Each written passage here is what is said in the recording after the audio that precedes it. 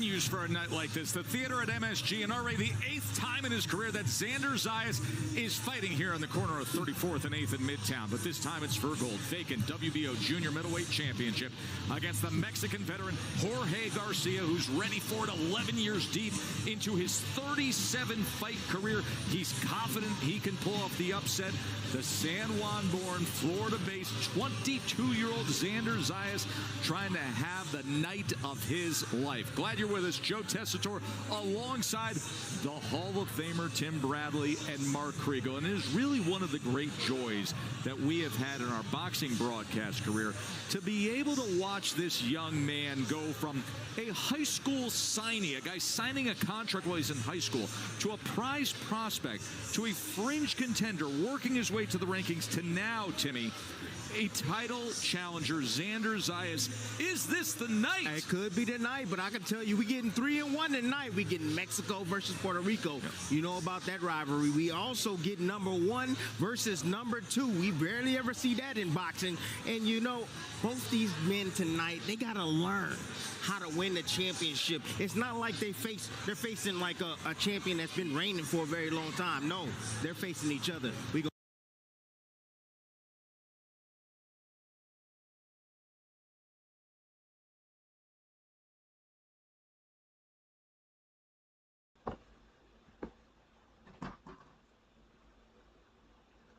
It's not like they're facing like a champion that's been reigning for a very long time. No, they're facing each other. What's going on, YouTube? It will be live shortly. Waiting for these commercial breaks to go out. We got Shushu Carrington fighting tonight, and we got for the vacant WBO title, super welterweight.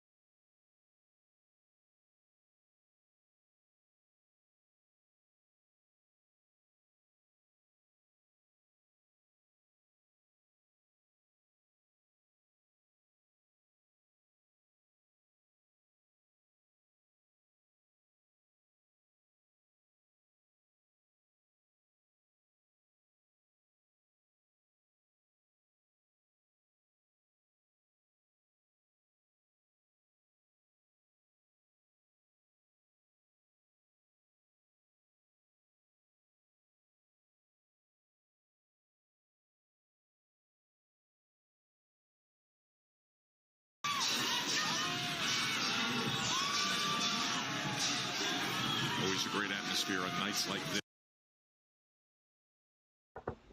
Emiliano Fernando Vargas is on his way to the ring.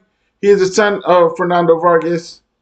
Emiliano is trying to make his own way in the sport of boxing, and so he's going to be in the Madison Square Garden right now tonight. He's in the ring. Let's see what they got to say. To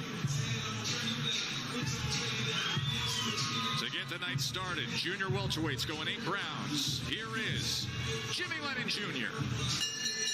All right, fans, here we go. Bob Bam's Top Rank Incorporated presents this special attraction, 8 rounds of boxing scheduled for the Junior NABF Junior Welterweight Championship.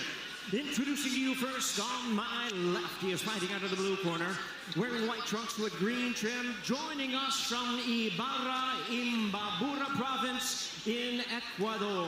He weighed in at 139.4 pounds with a record of 20 wins, 3 losses and 1 draw. He has 9 wins coming by way of knockout.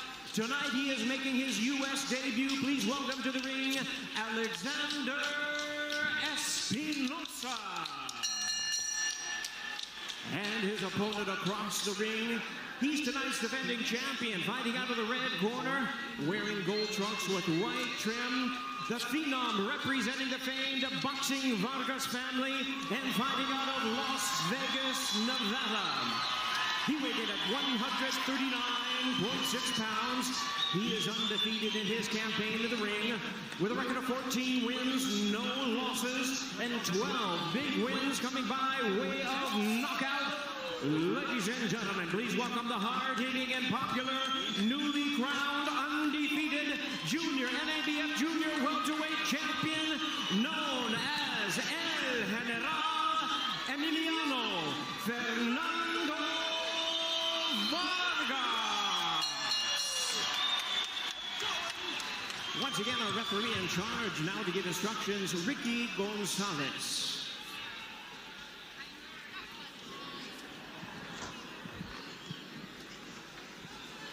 Ya te di las reglas en el camerino. Protéjanse todo el tiempo y obedece mis órdenes todo el tiempo. Gave you the instructions in the dressing room. I expect a good, clean fight. Protect yourselves at all times. Obey my commands at all times. Touch him up.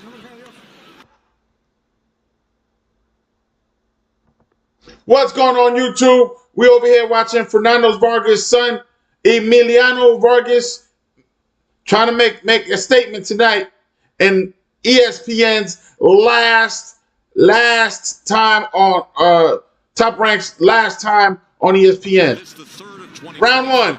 What are you looking for to tell yourself he's climbing to the next rung on the ladder? Again, as the competition increases and you see a young fighter develop skill-wise, but more importantly, he starts to knock out and start this knockout streak over and over and over. That's when you know he's trending in the right direction. Because as you go up in levels, Tess, the competition gets harder and harder. You know, they get better. He dropped him in the first round. He dropped him already with a good left hand. That's it. The referee called it off. First round knockout. We ain't even going 8 rounds. Emiliano Gonzalez has just knocked out his opponent.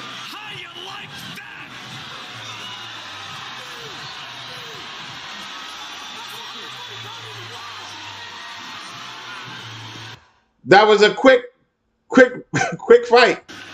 Don't blink. Don't blink. Don't blink. And he's out. I mean, you know, he's an older fighter too. The dude he's fighting is not a spring chicken, so we don't know what kind of wars he was in. But hey, Fernando Vargas in the ring. Fernando Vargas in the ring with his son.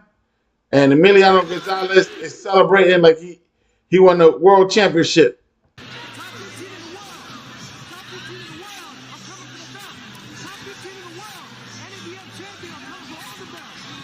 The youngest son of the former world champion, Fernando Vargas, just wowed New York.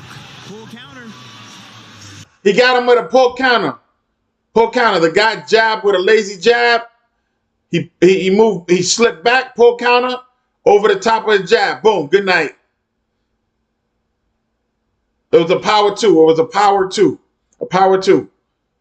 We also call it a rock 2. Boom. Right over the top of his jab. Again, we don't know what kind of wars his opponent was in because he's an older fighter. So he could have been punchy, but man, he hit him with that pull counter. We call it rock 2. Boom. Over the top. That was the end of the fight. Absolute textbook. The man in the golden shoes walks off with a first-round knockout. Emiliano Fernando Vargas. I don't know his opponent. I don't know his opponent, so I couldn't tell you what kind of wars his opponent was in. But man, that one punch knocked him out. I mean, the fight didn't go that long. Obviously, you see the technique in slow-mo. You can appreciate it. Watch this power.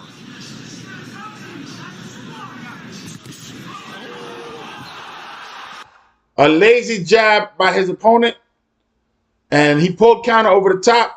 Solid on the chin. Boom. Good night. And he was gone. He was gone.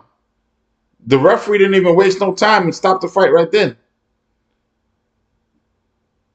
Man. And the dude fell over too. Like, he tried to get up and he just fell over.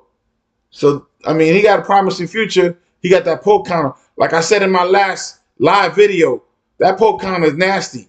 That pull counter is the same thing that Muhammad Ali used on a lot of opponents. A lot of opponents. Right? Boom. You know, throw a lazy jab, go right over the top, right on the chin, and good night. The skill and I think it's Jimmy Lennon Jr. in the ring. Again, it's Top Rank's last event on ESPN. I don't know what they're going to do after that, but they lost their contract. They lost their contract with ESPN. Number 1, he is the winner by way of knockout and still the undefeated junior NABF junior welterweight champion, El General Emiliano Fernando Vargas.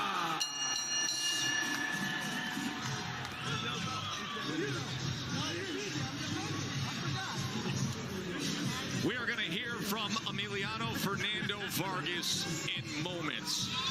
Just a short break and then Emiliano Fernando Vargas, we didn't see too much of him, but his father's a championship boxer, and I'm pretty sure he had those gloves, you know, in the cradle. So, you know, you can't put nothing past, you know, pedigree boxers. He hasn't been tested yet. We don't know who this guy was, who he fought. It's an older fighter for sure. I mean, we don't know what kind of wars that guy was in. So, hey, congratulations to Emiliano Fernando Vargas.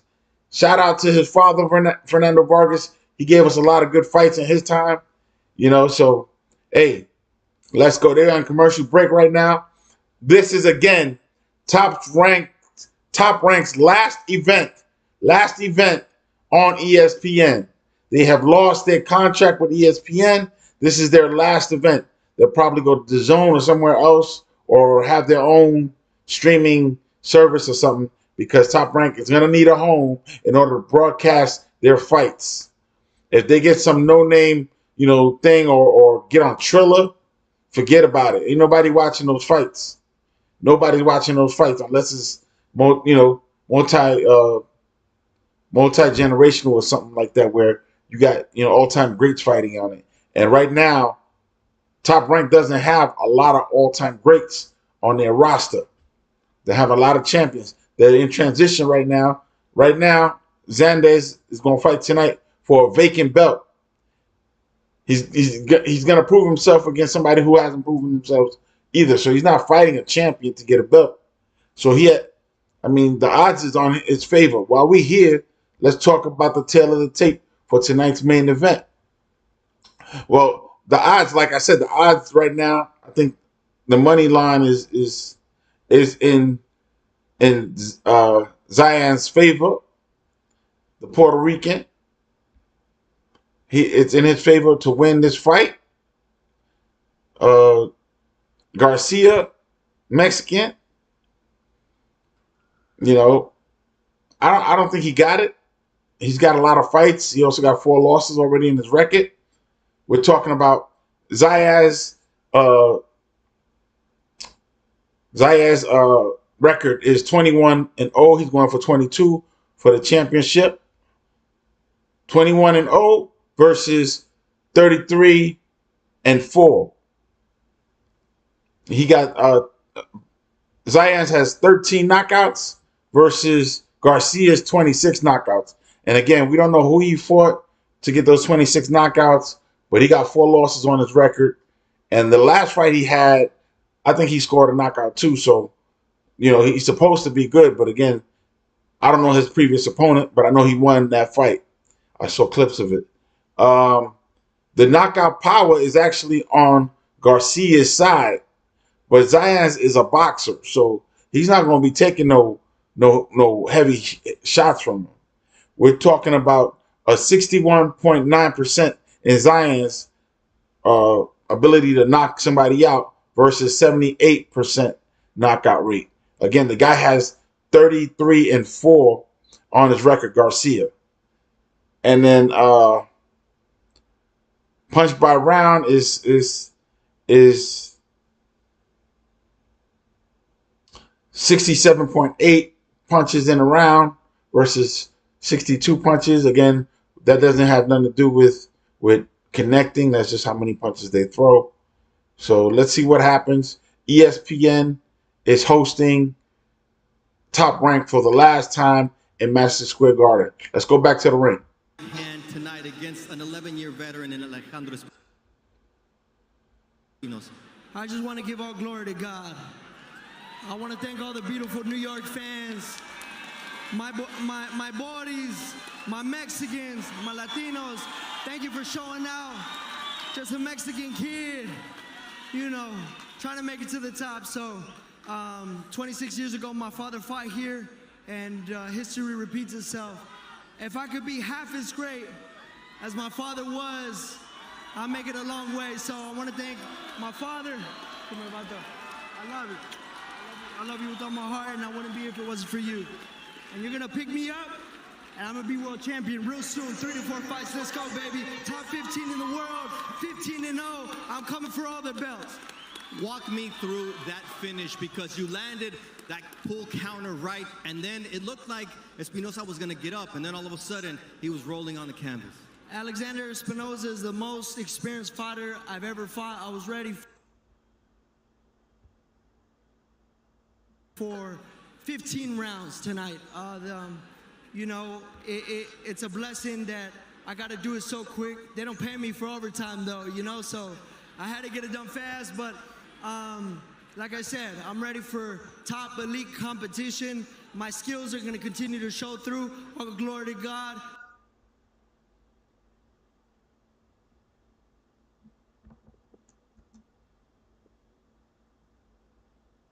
City, but look, you just got a phone call from Mauricio Suleiman. What was that conversation like? I told him, he said he was proud of me, but I told him there's going to be a new WBC champion soon, and it's going to be Emiliano Fernando Vargas, El General. The WBC is already jumping on him. Yes, he's Mexican. Yes, WBC. I've never been in New York before. It was a blessing to see my beautiful mother, who's the glue to the family, have fun in Central Park, my little sister, you know, my girl, everybody, just because of what I'm doing and what we're doing as a family. So boxing's so ugly, but it brings my family together. I love you, man. Look how beautiful my mom is. Look at her. Beauty queen.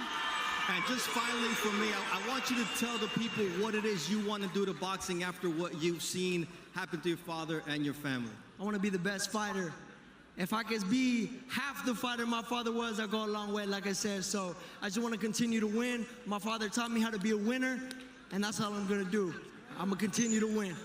Thank you very much. Emiliano El General Fernando Vargas, Tess, we send it to you. And if I could say one thing, a toda mi raza, hay Vargas para rato.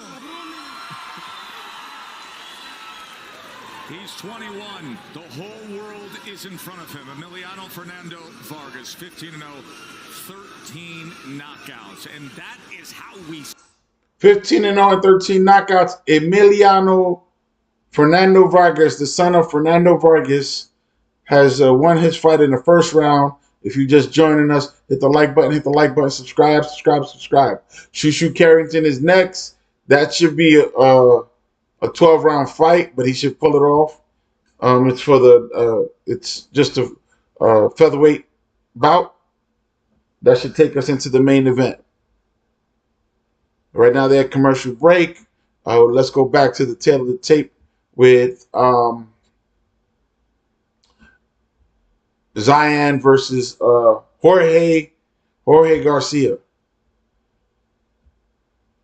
Now again, we don't know all these fighters' best fights. You know, he fought people from Mexico and stuff, and a lot of those records are tainted down in Mexico, and some of them are good. Who knows? But styles make fights. Jorge Garcia has a lot of Mexicans on his roster, a lot of Mexicans on his resume, a lot. Like I say, 80% of them. He has somebody from Africa. He has a Dominican there. He lost to a Mexican.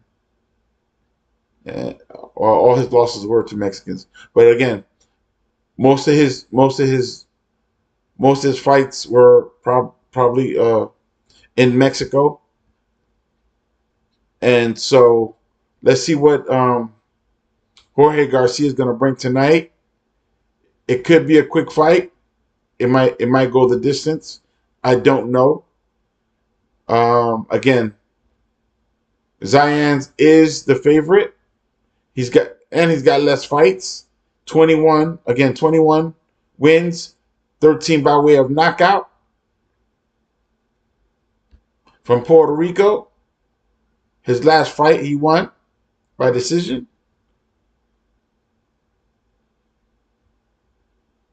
He took somebody's overweight, so the guy was undefeated. He was 20-0.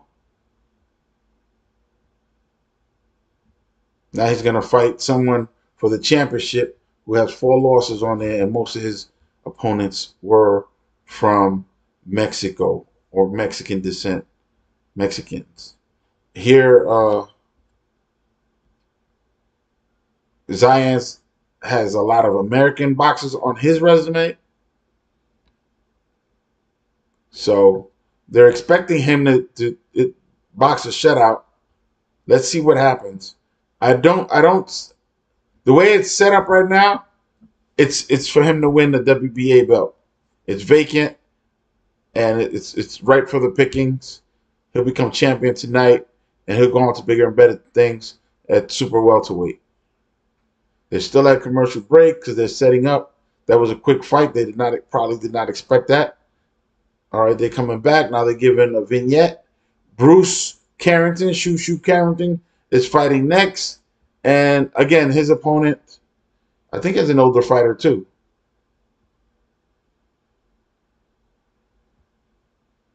The big news of the night is actually that ESPN is hosting Top Rank for the last time. Tonight is it. After this, Top Rank is going to have to find a new home to broadcast their fights. I don't know why ESPN, if you know what happened with ESPN and Top Rank, go ahead and leave it in the comments. We would like to know. Let's go. Just as Xander Zayas is auditioning. We're getting ready for the co-main event. Shushu Carrington. In the main event. So is Shushu in the same ring where he won his Golden Gloves title, auditioning to become. Shushu Carrington is coming up in about 10 minutes. 9:58 minutes. He is fighting an African guy who flew in to fight him. Again, I think it's a setup for him, another setup. Top Rank is great at making superstars. So I'm not blaming the boxer for anything, but when this last fight, the guy, he looked like an older fighter. We don't know what kind of wars he's been in. He got hit with one pull counter, and he was down. He was down bad. He hit the canvas, landed on his butt, and then rolled over, tried to get up, and fell back down on his side. The referee was like, "Yo, that's it. That's it." So we don't know all the details, but boxing, to build some fighters, you gotta build their records up, and I'm pretty sure that Fernando Vargas, he wants his son to succeed, so he's not gonna put him in any crazy danger right now, unless it's for a big money fight. So they got Shushu doing swim exercises and holding his breath. I guess he's building his endurance. That's good.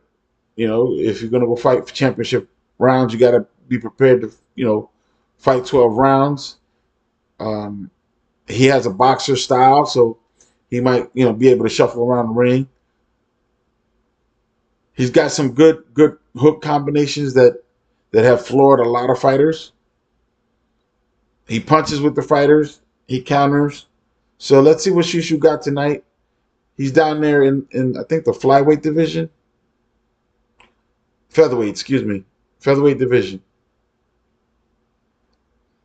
Again, it's not a great night of boxing, but it's a night of boxing. What we came here to see is Xander Zayas going to do what he's expected to do and win the championship from Jorge Garcia.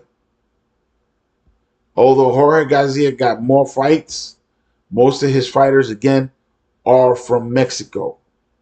Mexico is notorious for padding fights and, putting fighters who were not prepared to fight. Like most recently, I don't know if you heard the news, I'm not going to mention any names, but, they got a 12-year-old girl that they're trying to make professional to break the Guinness Book of Records. A 12-year-old girl. Some of the sanctioning bodies said that, her mind is not fully developed yet at 12 years old to go professional, and they blocking it. The sanctioning body down in Mexico is trying to block it personally. So, I mean, if the father wants to pass it through and the promoter wants to put it through, she's going to be professional at 12 years old. Here's Hayda, his own words. In your travels, I know you flew from. Was there any time where it hit you? Again, I don't know who this fighter is from Africa. Hadis.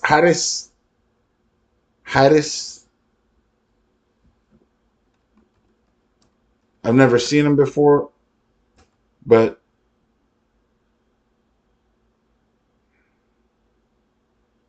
he's gonna fight Shushu in Madison Square Garden. Shushu is from New York. He is from Brooklyn. So let's see. He got the hometown advantage. He's got Top Rank on his side. All he got to do is put hands to face and body. For the right hand, you can also see from that he thinks of this. This is his World Cup. He has everyone at home watching for him. This is it for him. Of course, look, he got everything to gain from this, right? But this is the thing. When you're fighting these guys from Africa, man, they are tough mentally. They've been through a lot. They got a lot to prove. They got a chip on their shoulder. They fight with a different level of intensity. Hayda's going to bring it tonight. And I must say, he throws about 70 punches around on average. He's a busy fighter. So pay attention to that as you watch. Bruce Carrington moments away. And then Xander Zayas in our main event, which, by the way, Shushu Carrington and Martias Hayats is gonna be up in about 4 minutes. In about 4 minutes, they'll be in the ring and getting it on. Now, I pulled up his record. Featherweight, age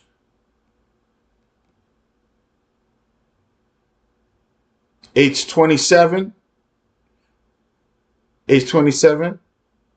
He has 14 bouts, 9 by way of knockout, no losses, no draws. He's got a 64% knockout rate. He throws 73 punches per round. Again, punches per round doesn't mean he's connecting, because you can throw 100 punches and only connect with 2 or 3. We know that from watching Jake Paul and Julio Cesar Chavez Jr. You know, throw a lot of punches and not connect with hardly nothing. Top Rank is finally acknowledging that this is it. The capable hands of Jim Zaroli and Mike Mascaro. I could go on with a long list of those who have contributed greatly for 7. From 2017 to 2025, Top Rank has been on ESPN. They are leaving. This is it. No more Top Rank on ESPN. MSG fighter. This place has a special. All right, we are about 2 minutes away from Shushu Carrington versus Matthias Hayas from Africa. I think he's from Namibia. Again, let me look at his record. Most of his fights are from people in Namibia. I guess this is the first time he's coming to the States to fight. Yep, it's the first time he's coming to the States to fight. This might not be a good look, because if he was handpicked by Shushu's team, it's a wrap. And again, he's fighting on foreign soil. We don't know if he's jet lag or not. Hey, Shushu can finish the job early, or he can play with his food and just drag this fight on all night. We're about a minute and a half away from the co-main event, because this is the co-main event. This is the co-main event. Thank you for watching. Hit the like button, subscribe. Help the channel out.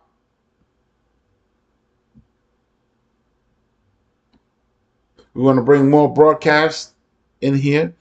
I have to mute a lot of the fights because of YouTube copyright restrictions,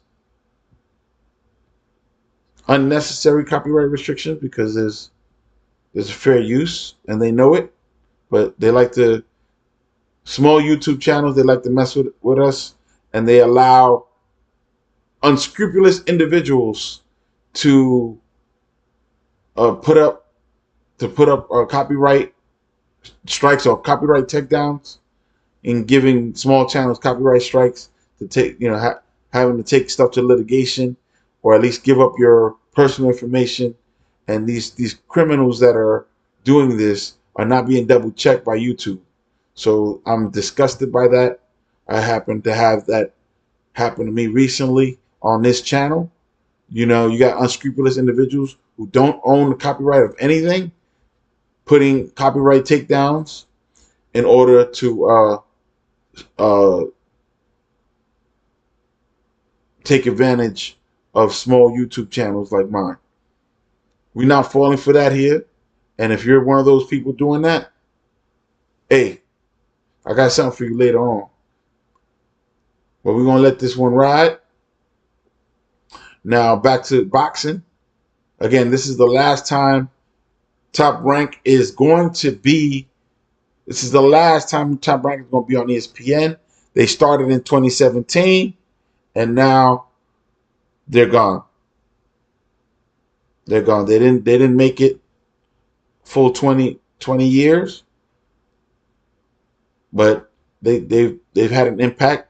And what's crazy, HBO is gone, Showtime is gone, and now ESPN. I don't know if ESPN is going to pick up other boxing events, but we'll find out shortly. In between Hayda and Shushu Carrington, and things started to boil up and nearly boil over between these two undefeated fighters who are meeting here at Madison Square Garden, as the featherweight division that has been red hot could have a name. Shushu Carrington looks like the slight taller fighter, and right now Hayas is on his way to the ring. They're in the theater at Madison Square Garden. I think it's 33rd and 8th Avenue. They're not in the main theater. They're not in the main venue, but they're in the theater as most of the time Top Rank is. It's a slightly smaller venue. But this is the last time Top Rank will be putting on any events there. They lost their contract. And I guess their TV rights to Top Rank fights for ESPN. ESPN might be moving on from boxing. Again, in the last 20 years or so, we've lost HBO boxing. We lost Showtime boxing not too long ago. And now Top Rank does not have the rights on ESPN. Now, Amazon Prime has picked up boxing, so maybe Top Rank is going over there. The Zone has picked up boxing. Shushu Carrington is on the way to the ring. Again, it's on mute because of copyright. He's got a rapper singing something. I don't know what it is.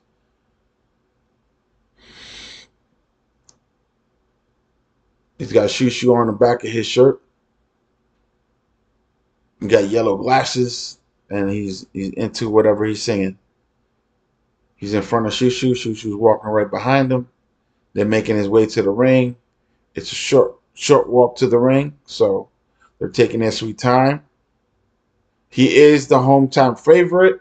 He's fighting his hometown, so he's going to take his sweet time getting to the ring. This is the co-main event of the evening. Shushu Carrington versus Matas Hasita.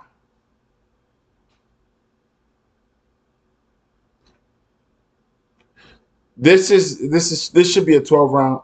This should be a 12-round fight. The both fighters are undefeated, but again, it could end quickly like the last bout. Again, Top Rank. This is their last time on ESPN, so they're probably trying to put on a show for wherever they move next. Again, it's their last time on ESPN. They're going. We don't know where. I don't know if they're going. If you know where they're going, go ahead and leave their thoughts in the comment section below. Hit the like button. Hit the like button. Subscribe. We're covering boxing here. The next boxing event that I have on record right now is going to be Canelo versus Crawford. Canelo versus Crawford. We're going to be covering that fight. That's for Undisputed Championship. We got to see if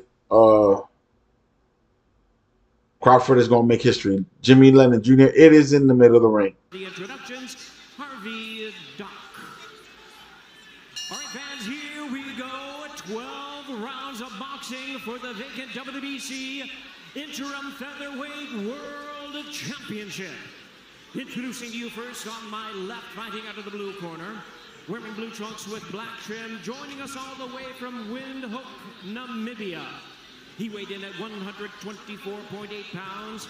He is undefeated in his campaign in the ring with a record of 14 wins, no losses, with 9 wins coming by way of knockout. Tonight, he is making his U.S. debut and his first attempt at a world title. Ladies and gentlemen, please welcome the undefeated world-ranked featherweight contender, introducing Mateus the Beast Hayter.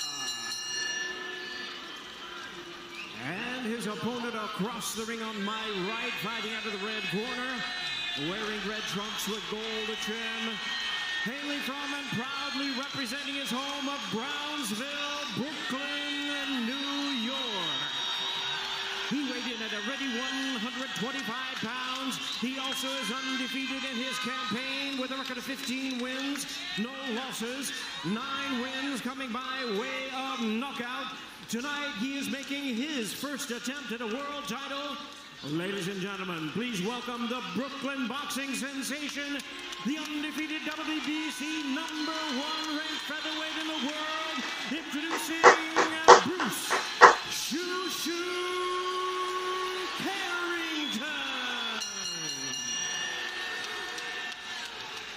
Once again, our referee in charge, now to give instructions, Harvey Dock. Okay, boxers, we went over the instructions earlier. As a reminder, obey my commands at all times, protect yourself at all times, touch him up, good luck. I'm in third man in the ring. Shushu Carrington is fighting Hassad from Namibia, Africa.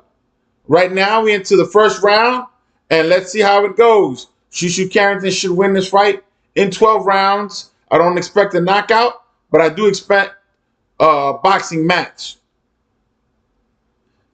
I don't know what has happened, but let's go. Round one. About a guy like Hayda, but you know this. He's got a 0 in the loss.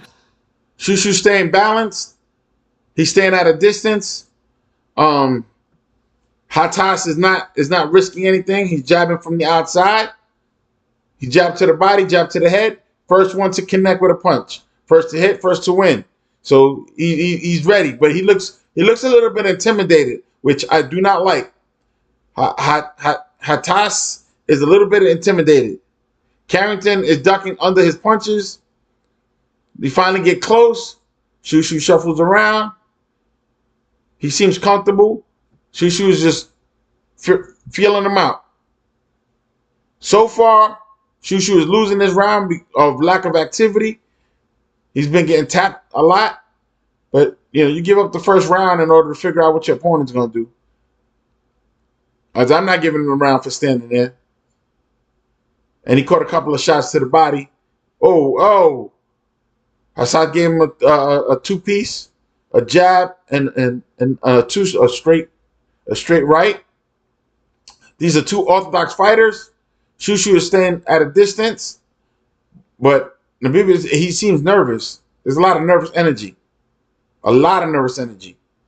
But again, if you're going across to the other side of the world to fight, I'm sure you're nervous. This is for a championship title. I think it's a regular title or something like that. Let's see what happens. At 126, featherweight. He's picking and poking. He's seeing what Hayda has. Right there, he absorbed a shot on his glove just to feel the power.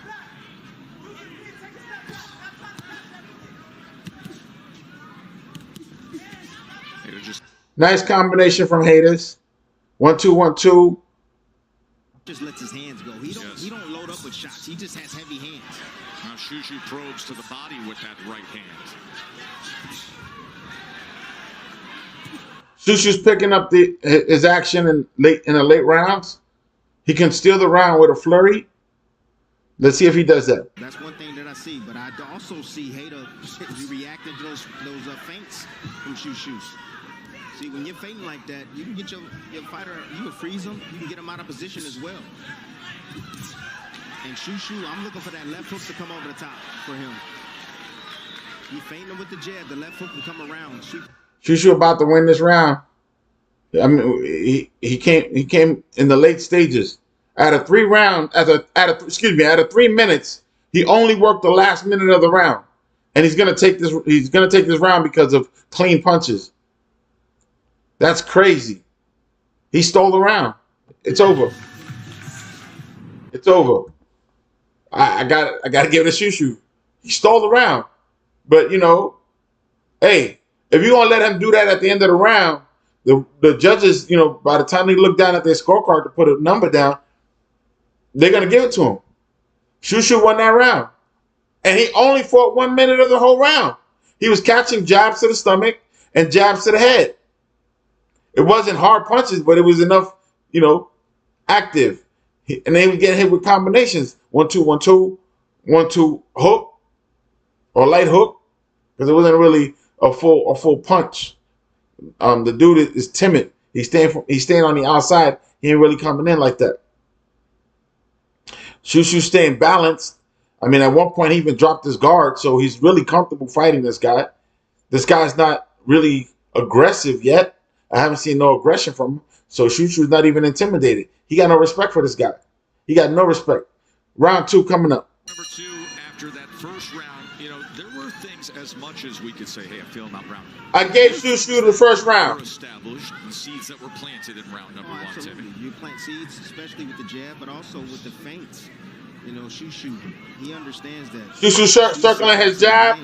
Here, this is what I'm talking about. Canelo style. Right here, just with a low feint right here. Usyk style. Out there, just a low feint. Did you see the reaction? Yes. That's a right hand that can fill that hole. Look, he just took the picture right there momentarily. He said, okay, I'll go back to that maybe in the third, maybe in the fourth round. It's going to be wide open for him. See the total punches in that first round. There's a right hand as he Right hand from Shushu straight back. Hayda's able to land that right hand and then a left hook up. Hayda throwing combination. Shushu grabs him to spin. Nice turn right Shushu there from Shushu. spin him around on the rope. The matador right there, getting back in the center of the ring, where he's going to have all the advantages: the foot advantage, hand speed as well, and reach advantage. Nice jab from Shushu on after a flurry of punches connect. Now getting levels with that jab. The jab is wicked. Shushu still keeping his distance. He's holding that power punch for later, I guess. He's taking chances. Shushu right now, he's not staying close enough. The more Shushu takes this time, the more aggressive Hitas is getting. Shushu is definitely faster with his punches. Shushu got his foot on the ropes, meaning his back is right on the ropes. Finally moved. Shushu needs to stay off the ropes because that's where he got caught with combinations. Luckily, he spun the dude around. The referee should have said something, but he didn't. You can't be spinning the guy around. You can spin around yourself, but you can't be grabbing the guy. You might push him out the ring or whatever. USW here. Oh, good body work right there from me. Just taking advantage of the small. 2 hooks to the body on Shushu. Again, the last round and the first round, Shushu did not work for the first 2 minutes of the round. He came in fast in the last minute. We're about a minute left. Let's see what Shushu gonna do. Some incredible preparation he gave to taking on that challenge. A different approach he said they have to give. He's doing it again. From Carrington on the. He's doing it again. There's 30 seconds left in the round. He's doing it again, hitting him with clean punches. He's got the faster hands. He's got the faster hands. There's nothing this guy can do to speed up at this point in this game. He's got to come in aggressively and put him down. Get at least one knockdown to earn Shushu's respect. Shushu's not respecting him. And he's dancing around. He's moving forward and jabbing at the same time. He was doing nice body work at the beginning of the round. Now they're holding. The round is almost over. The round is over. They're holding at the end of the round. Shushu could have stole that round. I'm gonna give it to Hitas. I'm gonna give it to him because he was there through the whole second round working, and he had him up against the ropes where Shushu had to grab him and spin him. You don't get points on my card because you spun the guy around. You should have done that with a hook. You should have pivoted around yourself instead of grabbing the guy and spinning him into the ropes. I'm not giving Shushu that round. They might give him that round. I'm not giving him that round. So it's a tie fight right now. I haven't seen any explosiveness from Shushu except in the last seconds of the first round. But it's just pity pats. Let's see what happens. Right now, it's a tie fight. Anybody can take it. 1-1. 1-1. They're not letting us see what's going on in the corner, so we don't know what type of advice they're giving. Round 3. New York favorite, Brooklyn's own Shushu Carrington against the unknown 14-0 African fighter Mateus Hayda, who in that second round, Timmy. Oh, absolutely. He landed some clean right hands. Punches, including this. We're elaborating on it. Shushu backing up in the corner, steps out, drops his hands, boom, get clipped with a right hand and get tipped with the second right hand right there. And then on the inside, Shushu steps in with a left hook, but leaves himself wide open. Boom, there's this nice little short uppercut. Little variation right there from Hayda. So that was the last. They're in agreement that Hateas won the second round. They're not saying it, but because they work for Top Rank, so they don't want. This is Shushu's promotion. He needs to pick up his volume punching. Round knockout with Emiliano Fernando Vargas. Shushu's taking the first 2 minutes off in the round, and then trying to pick it up at the last minute or 30 seconds to try to steal the round. I guess that's what his plan is right now. But he's getting caught with some punches unnecessarily. Again, there's another punch. Another right hand. Another left hand. It's like a left hook from the African. Born for to reside Xander Zayas. Shushu has dropped his guards. Shushu has dropped his guards. He's swinging lefts and rights, not connecting, but he has dropped his guards completely. He's got a good jab. He's using that jab very well. The African is moving forward, and he's looking like the aggressor now. I think he's getting more confident. I don't see any nervous tension from him now. The first 2 rounds, well, the first round for sure, he was showing nervous tension. Now there's less nervous. The more he's touching, the more times he's touching. Oh my God! The more times he's touching Shushu, the more confident he's getting, which could be dangerous too. He might get caught with something if he's not careful. Left elbow tries to get right back to it again with the right hand. His head almost went outside the ring, by the way. When I paused there for a second, Hatia's head, it was a crazy move. His head was outside the ring for a hot second. It went through the rope.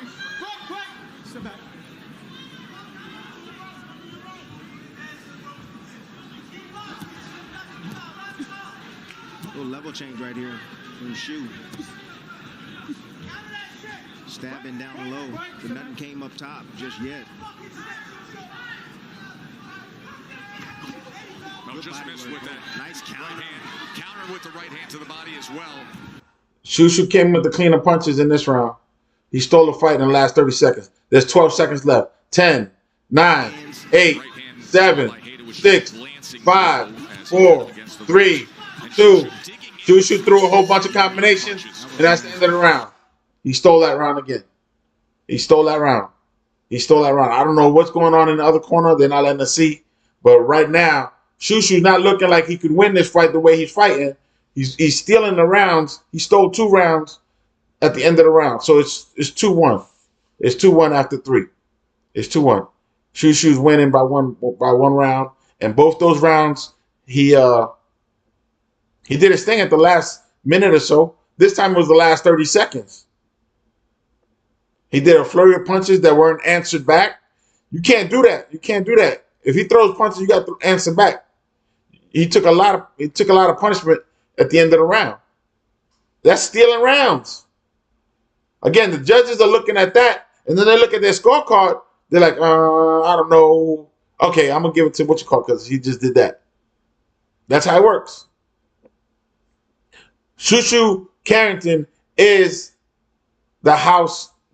You know, this is his promotion. Shushu Carrington and Mateus Hayda to this point as we start round 4. Carrington is, mind you, Hitas is the more aggressive. If he takes a step back and doesn't move forward, this fight wouldn't be happening because Shushu's not moving forward. He's moving backwards and sideways. His typical production, but he has landed 30 of 131 total punches thrown. You want to know why he's low? Because of what's opposite. Yeah, exactly. Let's check in with Bernardo. What do you got, Bernie? To K. Karoma, asked him what he asked of Shushu. Says, I want him to continue to box more, use his legs, but I want him to work to the body. That's what's going to weaken him. About his power, he says, nothing to worry about. I think he should be happy with what he's done to the body early on. We'll see if more of that develops, Bernardo, as these rounds go on. K. Karoma's second fight with Shushu. They both gone to the body. Don't even go there. As a matter of fact, Atias went to the body better in the second round that he won that round because he used both his hands, hit him from both sides, and then he came in with an uppercut. Shu said that he didn't have punching power. I remember I used to love going back to the corner and first words Joel Diaz would say to me is like, can he punch? I'd either say yay or nay. And depending on what I say, he gives me instructions. Yeah, but Timmy, you didn't really even care if a guy... Nice counter punch by Shushu over the top. Against, including 3 with Manny Pacquiao. It was a mindset.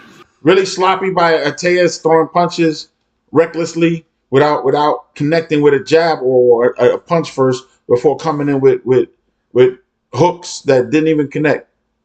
All Shushu had to do was lean back, literally lean back, and he missed and got caught with a counter punch. Nice, another uppercut. He landed another uppercut. They're not staying it. Shushu got upset. He throwing a jab and a 2. The 2 connected. but he's going to take a little bit more chance. The jab is connecting. Dissect him. And sooner or later, this is definitely going 12 rounds. This is definitely going 12 rounds. The way this fight is going. Timing down. Punching between punches, as you said. They said that Zayas does not have punching power.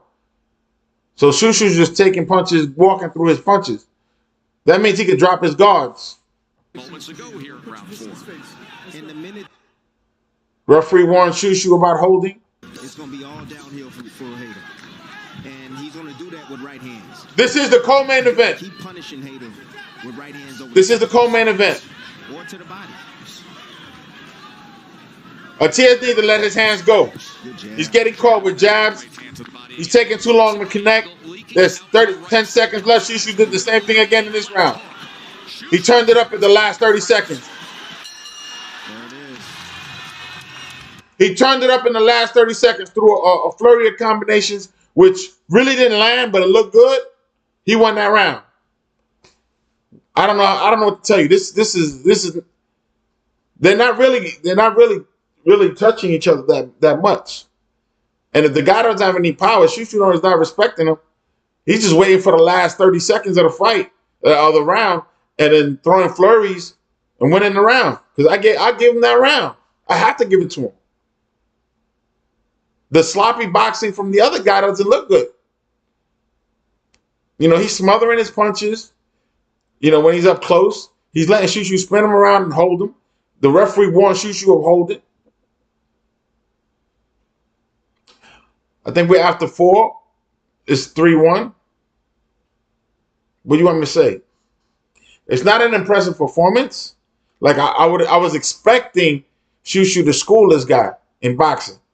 We don't know what's going on in the corner, but what we heard from the announcers, they said that Zayas does not have punching power. Yeah, a little lean back, a little shoulder roll. You're going to see right here, Shushu Carrington just timing. Hader on his way in, reaching with that right hand, go ahead. Eat that right hand. Right down the middle. Shushu with a 67 to 38 connected. Mind you, that all happened in the last 30 seconds or last minute of the round. Shushu shuffling around the ring, not doing much, and then getting tapped with a jab or jab to the body, jab to the head, and then shuffling around. He's doing a Devin Haney. He's not getting hit. He's not in any way danger. Oh, they giving Carrington a shutout. 4 rounds to nothing. I gave Zayas the second round. As I've seen Shushu Carrington knock Hader's there for counter right all night. 40-36, 4 rounds to none. Shushu Carrington. You heard it, 40-36. 4 rounds to none. Shushu's now throwing combinations. There's 2 minutes left. 2 minutes left in the round. They got him to shut out. I do not. The second round, Shushu lost. You know, but you know they're biased. They work for Top Rank. Hit clean with some shots. Some clean right hands. And now the guy's getting caught with counters from Shushu. This is bad. This is bad. This is bad. This is bad. Shushu's not hurting him, but he's connecting with some power punches that are looking really spectacular. You know, Shushu dodging the hook or the right hand, comes back with a right of his own. And this guy, he ducked under it. He's still the aggressor. Shushu is not the aggressor. Shushu is shuffling around. He is boxing. Right now, Shushu doesn't even have his guards up. His punch, oh my God. He's going to wail. He pump faked the wail, oh my God. Meaning, he acted like he's going to throw an overhand right. Like, telegraphed it twice. So he's going to throw it later. With just his movements. Hopefully he don't get caught with it. Clean shots now. Yeah, as soon as he crossed that threshold. Last 30 seconds, Shushu's doing this thing again. He's the better boxer. Shushu got this fight. It's done. Even though I gave Zayas the second round, from then on, the sloppy boxing of Zayas is making him look bad, and Shushu, who's not doing much, is landing clean punches towards the end of the round. There's 10 seconds left. Let's see what happens. Shushu's doing it again. Body shot, head shot. Oh, he's dropping all kinds of combinations on him. Damn, he's even countering. Oh my God. Don't stop the fight. He's fighting back. It looked like he was going to stop the fight. The round is over. That's what happened. Oh, they got a ringer. They got a ringer. They got a ringer. They got a ringer. Shushu Carrington should win this fight easy. It could go 12 rounds. I don't see any power, like real power coming from Shushu.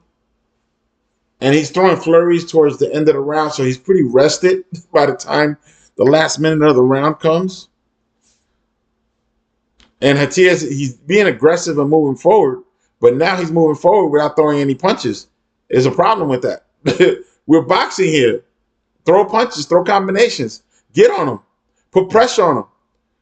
You know, he did that in the second round when he was tapping him to the body with, combination. But now he's afraid to get hit.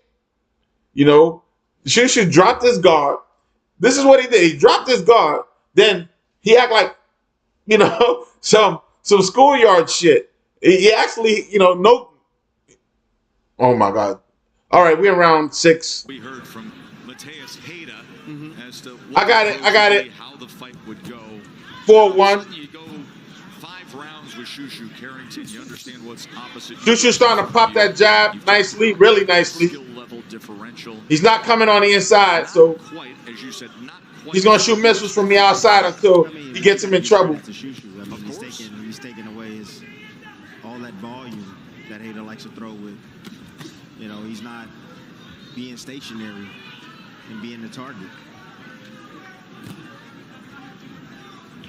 He did it again.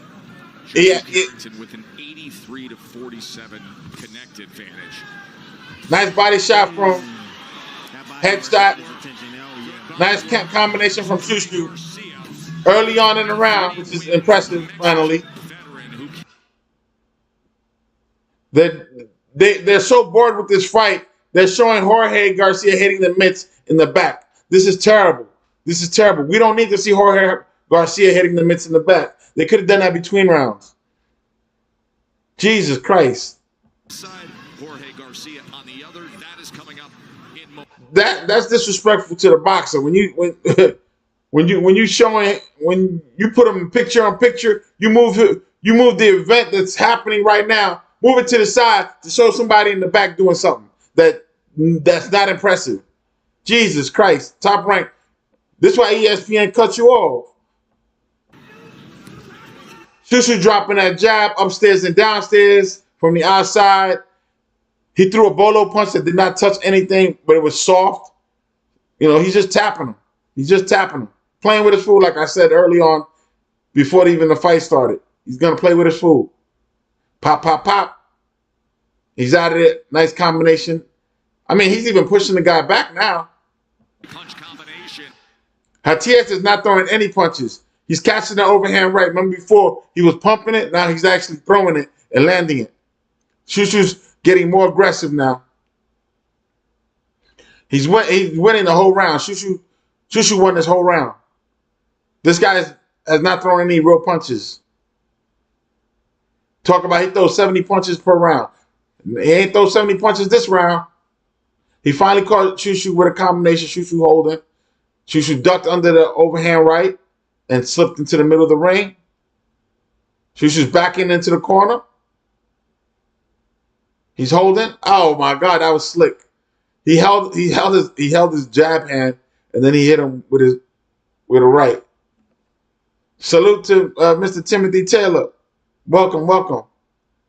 Carrington's team.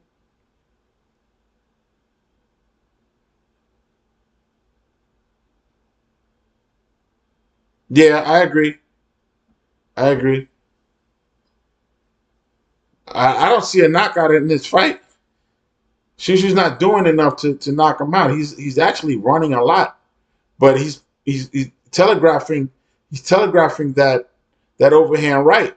He's been telegraphing it on. I guess it's on purpose to see the guy flinch, and he's flinching. The guy every time he go, like schoolyard. And eventually, you do this as many times as you want. He flip, boom, and catches him. That might be a knockout punch, but who knows? The guy made, we don't know how his chin is. He's taking Shushu's punches easily. He's not looking. He's still moving forward too. For yourself, move those hands. That's it.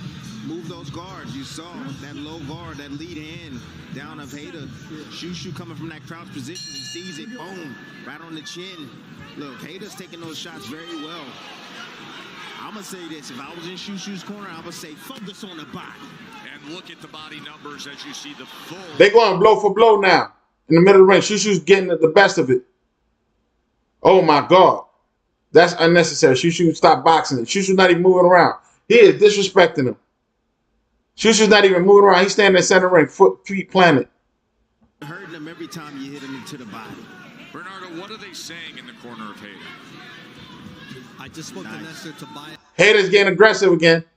Shushu's starting to move away again. Compete with Shushu. I completely agree with that, Timmy. He cannot be in this range. We've seen him down, throwing like 37 punches around, low 40s around. He has to be the guy that's being the aggressor. Shushu's throwing overhand lefts and rights. He's throwing overhand lefts and right. My man's going to the body and coming upstairs. He connecting with at least one punch out of 4 punches. That's what that means. I don't want to hear no ConcuBox numbers because this is not a ConcuBox type of fight. I don't want to hear it. I don't want to hear it. Every minute, you can be. And ain't no judges ever looking at ConcuBox numbers. No judges ever look at ConcuBox numbers. And we already know he's not throwing 70 punches around. Shushu's beating him no pulp right now. Mind you, it's 1 minute and 30 seconds. So oh my God, he caught him with a hard hook, left hook to the chin, and Hiatus took that punch. I'm telling you, he's not gonna knock him out. He's got to hit him with a flurry of punches and get the referee to stop the fight. That's the only way Shushu's gonna get a knockout. A flurry of punches, and the referee's like, oh, because Hiatus does the deer in the headlights thing. When he's getting hit with a flurry of punches, he locks up. And that right there, when you lock up and you don't answer back, referees tend to stop the fight. They'll steal a fight from you, even if you're winning. But at this point in the game, we are 7 rounds in, and I got it 5-1. 5-1 Shushu. Not they even going toe to toe in the middle, rock him, sock him. Shushu's not even moving. He's standing in the middle ring. He's got a high guard in there when he throws punches, and then he drops his guard. Shushu taking a break. Then he gets in a modified Philly shell. Again, his guards are down. And the dude, every time Shushu acts like he's going to throw a punch, the dude flinches. He flinches. And in a bad way. So Shushu could do whatever he wants right now. He could throw those overhand rights and get him up out of there. Because every time he pump fakes that overhand right, the guy's in a modified Philly shell, he's leaning back. The end of the round, Shushu won that round too. Towards the end, the guy wasn't even throwing any punches back. The guy wasn't throwing any punches back. Shushu got this fight locked on the scorecards. After 7, I got it 6-1. They got it shutout 7-0. So he won this fight already. He won this fight already on my scorecard. That's all he needed. He get 2 more rounds, lock it in. Then he could run around like he was doing before. He ran most of the round. 2 minutes. It's a 3-minute round. For 2 minutes, he was, moving around, running, shuffling his feet, not getting touched.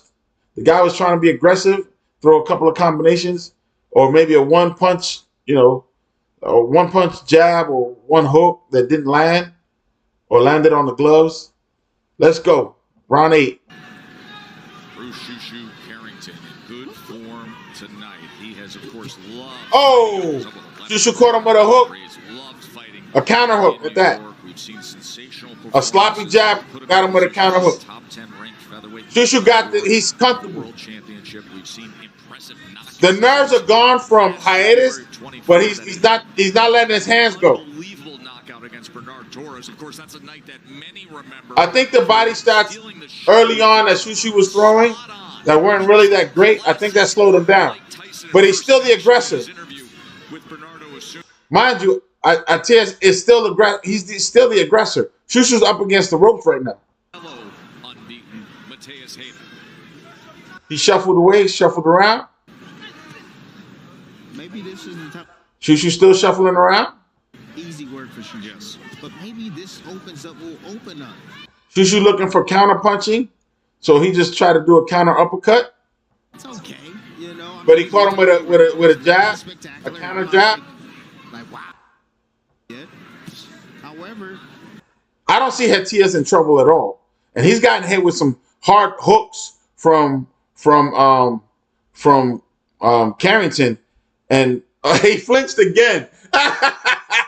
Yo, Shushu did like he was gonna throw two, and he flinched. And again, when he flinches, the guy, he flinches backwards, and he got his feet planted, but his head stays in line, like he doesn't. Wow. Four-punch combination include the right uppercut, which is glancing.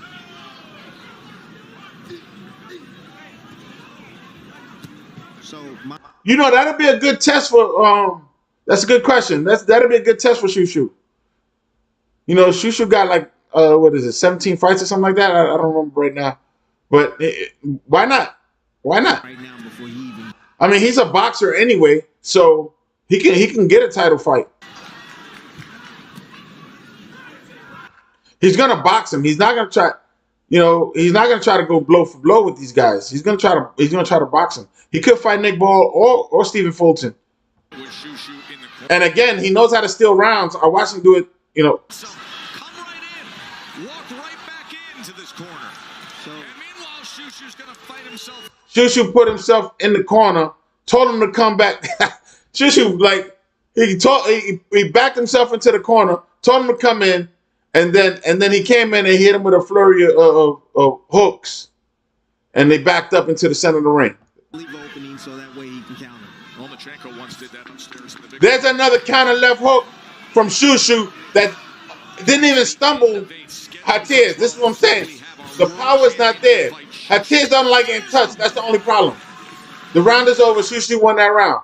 Let me tell you, that hook that he's throwing, Shushu don't got no power either. He threw that hook, landed flush in the chin. The guy barely even stumbled. He didn't, he took it. Woo, he moves, inertia just moved his head and his foot, he kind of off balance, but it wasn't like he was hurt. He went right back in line, right back in the middle. Woo! Right back in the middle. Right back in the middle. So, I don't see a knockout happening, but Shushu already won this fight. This fight is done. The referee could even stop the fight. There's no reason to stop the fight, but on the scorecard, all we waiting is now, Hatiz needs to score a knockout in order to win. And he don't got no punching power. Shushu already said it in the corner. They already mentioned it. They was like, yo, he got no punching power. And if he didn't have no punching power at the beginning of the fight when he was fresh, he going to have less now. And he's not even throwing as many punches as he was early on. This is 8th fight here at MSG, but Shushu Carrington, who you're seeing right here, he says this is New York City, and he says the Puerto Rican fans always support. I mean, they're even, you can hear the commentary. They're even talking about other stuff instead of talking about the match in the ring. Again, highly disrespectful. Adopted him for so many of the Puerto Rican Day Parade. Puerto Rican Day Parade, all this Puerto Rican people adopting Shushu. All of that extra stuff, that's not talking about the fight. They're not even giving you play-by-play. Shushu got his guards down. We're in round number 9, Mark. He's playing with his food right now. He's got his guards down.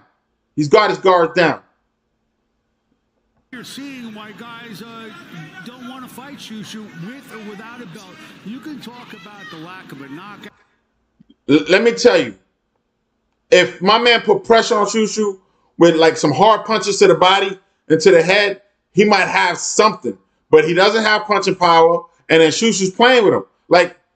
Their faces look fresh. They can go another 15 rounds. This is a 12-round fight. We're in the 9th round. No blood, no nothing, no swelling. No swelling, and there's been some hard punching.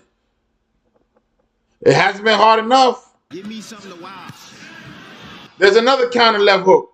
Landed hard on the chin. All he did was move back. Again, Shushu hit him with a right now with his power hand. And the dude didn't budge. He stayed right in the middle of the ring. His head snapped back a little bit, but not enough to keep him away. His head goes right back, and he comes right back in the middle. He's landed 40. And it's just his head. Like, his whole body don't move. Just his head goes back. You know, movie style, you know, Rocky style when, you know, Mr. T just bopping his head back. 6% have been to the body. He's landed 50. Shushu did a shuffle and then pushed him up against the ropes.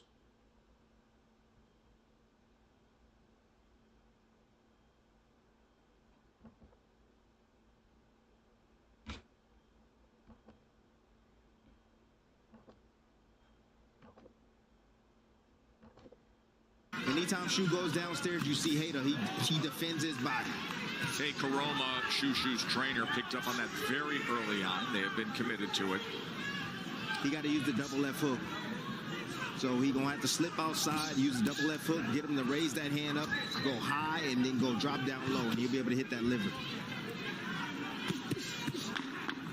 He's not going to get that liver shot. He's not going to get that liver shot. I don't know what. He don't need that liver shot. Again, 10 seconds left. Shushu comes out strong and wins that round. I only got my man winning one round.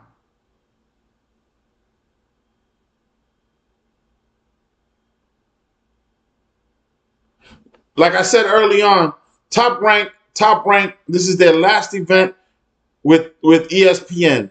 They are done. They are done. I don't know what happened with the contractual things. If anybody knows what happened with the contractual with ESPN versus Top Rank. But if Top Rank is going to take their stuff, like I said earlier, Amazon has taken up sports. Netflix has taken up sports.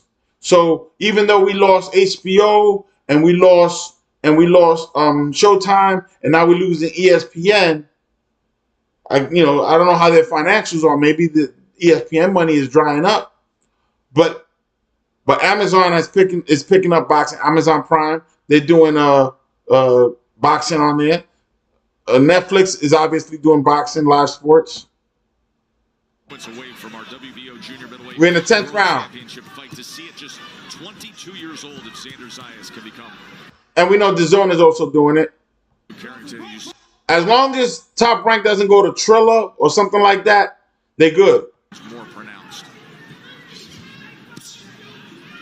Because nobody's going to watch their fights on Triller. But if they go to Netflix, yeah, you're going to get a lot more eyes on the product.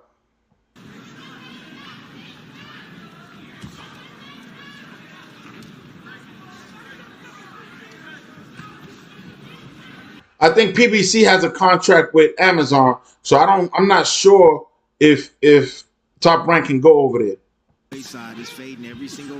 Also, Netflix has a contract with TKO, who also does the UFC and does WWE and the Riyadh season. That's where Canelo's gonna have his fight on Netflix. So I don't know if Top Rank can also go over there.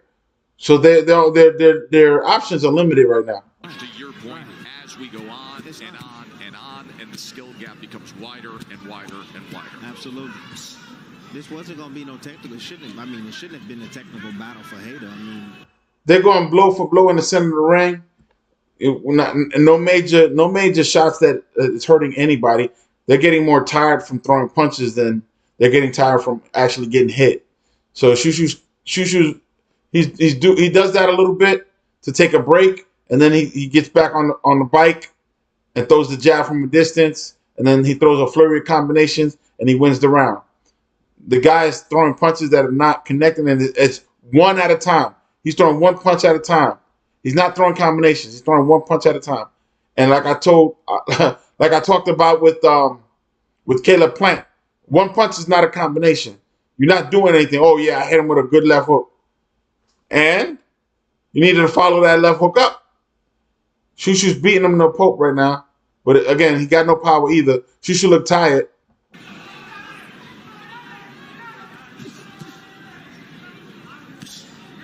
And he's getting and Zayas is getting hit with counter punching from Shushu.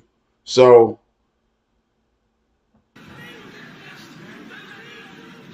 Hayda's traveled a long way. wow.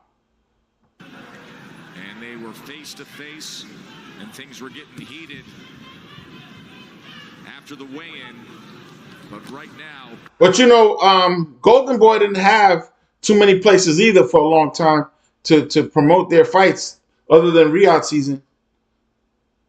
And so it's possible Top Rank could get with Turki Al-Sheikh and get on Netflix. They've already done business together, Top Rank, Golden Boy, so they can get on Netflix easy.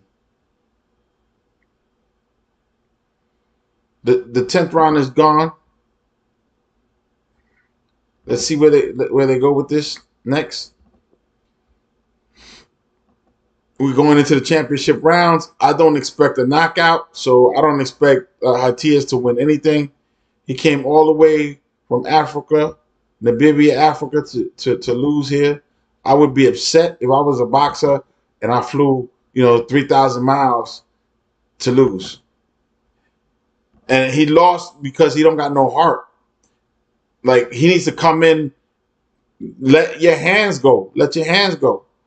I mean, Shushu does we're in the 10th round. He does a pump fake and he flinches. Can't be doing that. They're on commercial break right now. Let's see what's happening. We got the main event coming up. As you can see here, Zayas is going for the WBO belt, the vacant WBO belt, top featherweights in the after 22 fights. For that world championship opportunity at 126 pounds. Shushu's beating him with the jab right now from a distance. 23 ESPN Triple jab, triple jab. That was the year that he went 5. Shushu looking for a counter hook right now. Again. We broadcast. He spun him around. As soon as he came in, he spun him around. Again, I don't give Shushu points for doing that, but okay. Against fellow unbeaten Mateus Hayda, who's been completely neutral. Yeah, to a point, it neutralized to a point to where he's just in there surviving. I mean, Shushu don't got him in any danger, but he's got to know he's not winning the fight. He's got to know he's not winning the fight, and Shushu's not letting him get close enough to hit him. And anytime he gets close, Shushu either holds him or he ducks underneath, which is sweet. I like that. I like the footwork. And Shushu's dropping his guard. I don't like that. With a better fighter, like you said, if he fights Fulton or somebody, he can get punished for doing that. A little bit more. And he needs to stay off the ropes. I'm not. You can get it done. There's no expectations. I'm just saying, Shu, he has enough skills to figure this out. And that's just it. We're in the championship rounds here. I think he has it. He'll find it eventually. Might not be tonight, but moving forward. 3-punch combination from Shushu lands. 1 to the body, 2 to the head. And guys like this, now you're not going to ring around that long. He's going to take them out. Now, it's interesting the way we frame Shushu Carrington, because a couple of years ago he's the prospect of the year. And this guy obviously had an outstanding amateur career, watched him work his way all the way up. But he's 20. Shushu can box, but he's throwing out the fundamentals. And he doesn't have any punching power, obviously, with this guy. So, he needs to throw a lot of combinations. But he already won the fight, so he doesn't have to do much. He doesn't have to do much. I'm sure the corner said, hey, you got it. Just chill out. If you can get him, get him. If not, get out of there. No knockout is coming.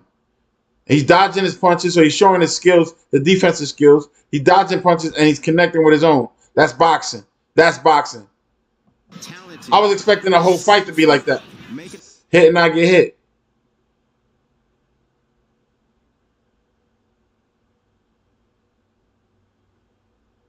Oh yeah.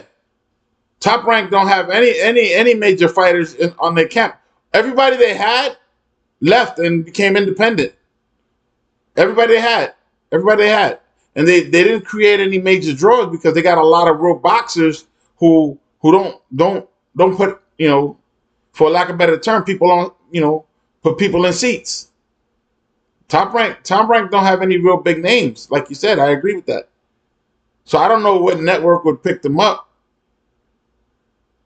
But if he has they get a couple of good fighters, then like I said, possibly with Turki Al-Sheikh paying all that money out, it's possible they can make a couple of deals. That Riyadh money is good. I ain't gonna lie to you. That Riyadh money is good. Now, one thing that nobody's really talking about is that Riyadh and TKO, the parent company of WWE and UFC, they have a bill in Congress trying to redact and take away a lot of the boxers' rights with the Muhammad Ali Act that was passed in 2000. You know, a lot of boxers are going to lose a lot of money if they sign with TKO. He could coach them. Would put him in position. You just mentioned moments ago that when you judge Shushu Carrington, they're gonna go from multi-million-dollar contracts to, you know, only $700,000 for the top fighter. The list there, UFC style. and Cool Boy Steph and That's why a lot of the UFC guys try to move to boxing in their later years, but then it's too late. The front row, over the top ropes, ball. Then people like Jake Paul take advantage of them. Yeah, I mean, park him in his own corner. Leo definitely will not. We in the 12th round. For sure. Shushu Carrington is now sniping with his jab and a two. He's not trying to knock him out. He's not trying to move forward. Any type of forward movement coming from Atias, Shushu moves back. And as soon as he pump fakes, the guy clinches up, like I said, and Shushu throws a flurry of punches to win the round.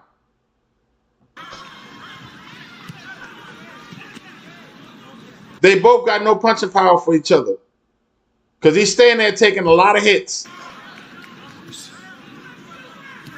There was an overhand right from Shushu who didn't even move the guy backwards. It's a skill level of Carrington.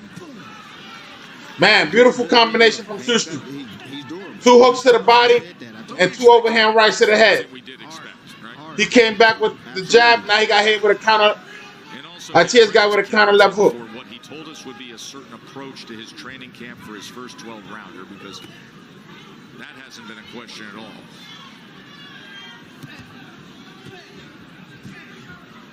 Shushu needs to work on power. He has speed, and he has endurance. The exercise they got him doing in the swimming pool that they showed earlier, holding his breath for I don't know how long. Okay, that's cool, but you know you got to be able to fight. You know, you're not swimming. You're not swimming. That's the end of the round. Shushu won this fight hands down. He started off kind of slow for my taste, but he wasn't aggressive. He didn't go anywhere. Body shots, you name it. I mean, he's been landing a lot of shots throughout the course of this fight, I should say. But 10 seconds. He's coasting right now. You know, coasting the victory. And Shushu gets the last combination of the fight. So I guess, you know, Atias, he got a payday. He got a trip to the States. I'm sure he's going to sightsee in New York, go look at the Statue of Liberty, and, you know, have a good time now that the fight is over. But this was the co-main event. The night, honestly, just good jab. Great precision by Shushu. Just too skilled, too elusive. Boxing IQ, footwork, right-hand counters, slip counters, pull counters. I mean, he did it all. You know, Hayter, very determined, came forward, did his absolute best. I mean, the skill level was night and day. Hayter had his puncher's chance. You know, as the fight continued, you can see Hayter slowly started to fade away little by little due to the fact that, he stopped trying. And let's give credit to Shushu. He's the reason why Hayter stopped trying. CompuBox numbers look this way. Well, he stopped trying because he wasn't making any progress with combinations. He didn't want to get hit anymore, and that was, I'm gonna say, the 6th round. In the 6th round, Matias was like, clinching up and letting Shushu throw punches. They got it a shutout, 120 to 108. Let's see how the judges have it. We can bet on that. I gave Matias 1 round, which was the 2nd round, where he threw a nice flurry of combinations and he seemed aggressive and he was pushing Shushu backwards. But he only won 1 round from me. And then Shushu was stealing rounds, which was hurting him on my cards. I'm like, yo, why you letting him do that in the last minute or last 30 seconds of the fight? And then after that, it was like he pump fake and the guy flinched. And Shushu just let off combinations, or he'll let him wait like he's not going to do nothing. But Shushu ain't have no power. I'm going to tell you right now. He got no power. No power. He's got to work on his power. He got endurance. Check. Got endurance. But the sooner you can get him out of there with a flurry of punches, throw combinations, you'll get more publicity. Don't be a Shakur Stevenson.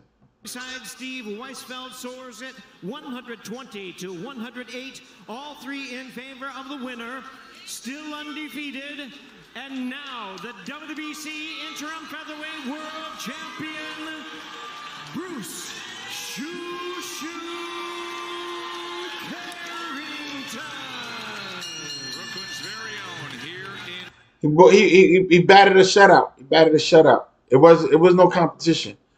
Once after the 3rd and 4th round, that African, he didn't have nothing. He didn't have nothing. And he didn't have no power either. Shushu was walking through his power punches. So it was weird. First and foremost, I want to tweet my people real quick. When I say Shoe York, you say city. Shoe York, Shoe York. Hey man, listen, I really wanted to show that I could go the full 12 rounds, and that's the championship level right there. I shown I do the full 12 rounds. I feel good, I feel in shape, I feel sharp, and I'm just ready for that next level. There's champions in the building tonight. What message did you send? Oh man, that I'm ready. I'm 100% ready. They already know. Like I've been calling out all of the champions. I see Espinoza in the crowd. Yeah, I see you in the crowd. Excuse me. I see you in the crowd. I want you, bro. You already know. My team has called your team. I want to fight. I want to fight you. I want to fight Nick Ball. I want to fight Stephen Fulton, because I see he's not occupied. Yeah, but you have a fight in September. You don't have an opponent yet. Yeah, come talk. I would love to get it in there. I would love to get in there. This wasn't the opponent you wanted. He called out Rafael Esperanza. Why did you not have a letdown tonight, despite the toughness of your opponent? Say it again one more time. You wanted all the big names, but how did you not have a letdown tonight against Hayta, who very few people know? I mean, I just prepared real well. You know what I'm saying? Like our training camp was really good, was really sharp. We made sure that we saw every single one of his strengths. He's got to work on his knockout power, like you said. If he does get a couple of knockouts, Turkey Alashi will definitely go chasing after him. But he might try to take him out of the Top Rank contract though, and sign him to TKO. Who knows? Try to wait until he becomes independent. But he called out Stephen Fulton, and he called out Nick Ball. I guess he wants to smoke. But I think he's gonna fight him like he fought this guy. He's gonna run around the ring and snipe shot and try to steal rounds. I'm not mad at him. That's boxing. Bruce Shushu Carrington, that's who it'll be. Listen, I'm a surgeon. I'm going to slice him up and I'm going to dice him up. Any way you want to do it, I'm going to do it the worst way. And if you ain't noticed the Shushu show, now you know. Absolutely. Shoe York is in the house. Tess, we send it back to you. Man, is he good on the mic. Shushu Carrington, still unbeaten, closing in. He pointed right to the WBO champion, Rafael Espinoza, who is sitting front row. Of course, he is promoted by Top Rank at 126 pounds. The world title fight is next. The main event is coming up next. Shushu Carrington just won by unanimous decision. 120, 108. that's how the unofficial scorecard had it, and that's how the judges had it. Again, he has to work on his power. He has to work on his power. He can't just do cardio training. And yeah, he looked fresh. He can do another 15 rounds the way he did that one. The same thing with the other guy. He can do another 15 rounds. Not 12. I'm talking about 15. They can do another 15 rounds. That's how fresh they look. All those punches they threw and they actually landed. There's no scars, no nothing on their faces. Nothing. So it was like, pillow fighting. And like you said, Tim, he's got to get a knockout. He's got to get a knockout. If Esperanza, he just called Esperanza out. He knock out Esperanza, that's going to put him on the map. But he needs knockout power. I don't know who's on his team. They're on nutritionists and all that kind of stuff. But, they need to work on his power. He needs to work on his power. Without power, they're not going to respect you. The top tier guys are not going to respect you. They're going to walk through your punches, and they're not going to respect you. You're going to be looking for a liver shot, and it's going to be a tickle in the ribs. You got to have some type of power. You got to have some type of power. You're a professional boxer. Or if you're not going to have any power, you need to throw flurries of punches. Your punch count should be so high that the other guy looks ridiculous for throwing maybe, half your punches. That's how lightweight do it. That's how lightweight do it. But you got to have some power. That's why anyway looks like a monster, because he be knocking people out. Bam Rodriguez just knocked somebody out last week.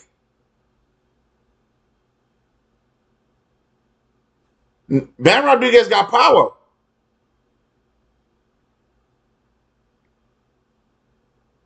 Oh yeah. If you want to be slick, it'll work with name fighters, especially if you dodging their punches and countering with yours. It'll work every time. People would love to see that, They'd love to see that, even if you're not hurting the guy. If what's his name? Ben Whitaker. Ben Whitaker is beautiful when he does that. Ben Whitaker, people love seeing Ben Whitaker fight when he does that. They want to see him dancing. He does that drunken style fighting. Man, they love that. I know I like it. And he be breaking all kinds of fundamental rules. But if he's connecting and he's, dipping and dodging and connecting with his own, you're going to go see that guy. He's entertaining. And it's up to the opponent to stop him from doing that stuff, earn his respect. Like the previous fight before that, he got thrown out the ring, hurt his back and everything. WWE style, he got slinged out. We're talking about Ben Whitaker. What you doing, bro? What you doing? You look like you flipped back there by yourself. Can't do that. But Shushu Carrington, he's calling people out. They need to give him those fights. But I don't know if Top Rank is going to be able to do it. If now they lost that, if they don't have their contract with ESPN, they losing money. That's a straight loss. Straight loss. Where they're going to air, where they're going to get their commercials, their sponsors. All those sponsors are going to go away because they're not on ESPN. The ESPN was paying Top Rank, and then they were getting sponsors and stuff like that. Once they lost ESPN, they got to get another. They got to get another venue, another TV rights deal. Maybe USA Network. Maybe, I don't know. Because USA Network, I think they got rid of basketball recently. Or let's see what they're talking about. Hold on. Of 16 years old, signing a promotional contract with Top Rank. I think to myself, boy, what was I doing at 16 years old? This isn't tennis. This isn't Tiger Woods. This is a golf product. Okay, so they got a countdown clock. Talk about 17 minutes to the main event. So they're gonna take their sweet time and talk crap. They're talking about how Garcia's got a contract at 16 years old from Top Rank. And again, that's probably Top Rank's problem right now. They're signing too many prospects and not enough talent. Right now, the person signing talent and taking talent away is Turki Al-Sheikh. Turkey's taking all the talent, taking all of them, taking everything, all of it. Every top fighter out there, they're taking it. You got a good record, decent record, he's going to put you on the undercard with somebody else with a decent record. Right now, the money is with Turkey. He's got oil money, so that money's not going to go away until the oil wells dry out. And we don't know how long that's going to be. That could be years, decades, centuries. We don't know. Top Rank don't got that kind of money. And Bob Arum, he's old. He's not. I don't think he's running the company at all. He's the face of the company, but I don't think he's running the company at all. I'm pretty sure the old man's not running the company. The day-to-day, he's got people doing it. Probably, his family members or somebody running the show. He's not doing it himself. That's for sure. This is, again, the breaking news tonight is that Top Rank, since 2017 to 2025, is no longer with ESPN. And that's a hit to boxing because we don't know where Top Rank is going to end up. They might not end up anywhere. They might be just floating like when Oscar De La Hoya had his thing. And it was at a point, if you can research it yourself, that Oscar De La Hoya was trying to sell Top Rank. He was trying to sell Golden Boy. And I was like, what you selling? There's no, all he had was Ryan Garcia. Ryan Garcia is still, to this day, not a champion. The one chance he had to become champion with Devin Haney, he didn't make weight, so they took that away from him. Then he popped for drugs, and that was the end of that. And then Ryan Garcia fought Rolly, and what happened? Rolly knocked him out, or knocked him down, and then beat him. All he had was the left hook. Rolly blocked it. Rolly became champion, and Ryan Garcia went to go get his hand operated on. We got some real boxing coming up. I think the undercard of Canelo and Crawford is going to be huge. I'm not sure yet who they got physically contracted for September, but they got a stadium that holds 67,000 people for wrestling. The ring is going to be smaller than the wrestling ring because Turkey don't want no Tom and Jerry running and stuff. What he calls running, Tom and Jerry boxing. So he's going to have an 18 by 18 ring. It's going to be smaller than a wrestling ring. And the boxing ring is normally 20 by 20 for a pro fight.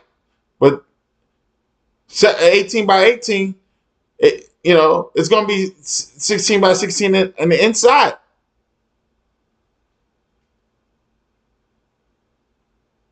That said, like I said, a lot of rules are changing. Boxing is going through an adjustment period right now. And if TKO gets their way, they're gonna change the rules, the current rules. Excuse me, the current rules of boxing. Current rules of boxing are gonna change, especially when they change the price, how much a fighter can make. The promotional company can hold their own belts and rank their own fighters. All of that, the healthcare and all of that is going to change once they change the Muhammad Ali Act that was passed by George Bush. George Bush signed that bill for Muhammad Ali. Boxers are making 30, Canelo makes 30 million by himself, fighting nobodies. With Turki Al-Sheikh, he asked him, he said he was not going to fight Terrence Crawford if he didn't get 120 million. So Turkey signed him to a 4-fight deal. His first fight was with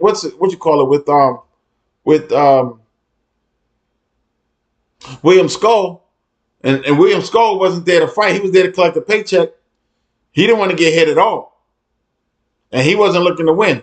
He's like, "Yo, I'm gonna make my money and go." The next fights we're looking at, after that, I'm looking for the Well, it's not undisputed because David Benavidez has, but we're looking for the trilogy for Bivol versus Artur Beterbiev again.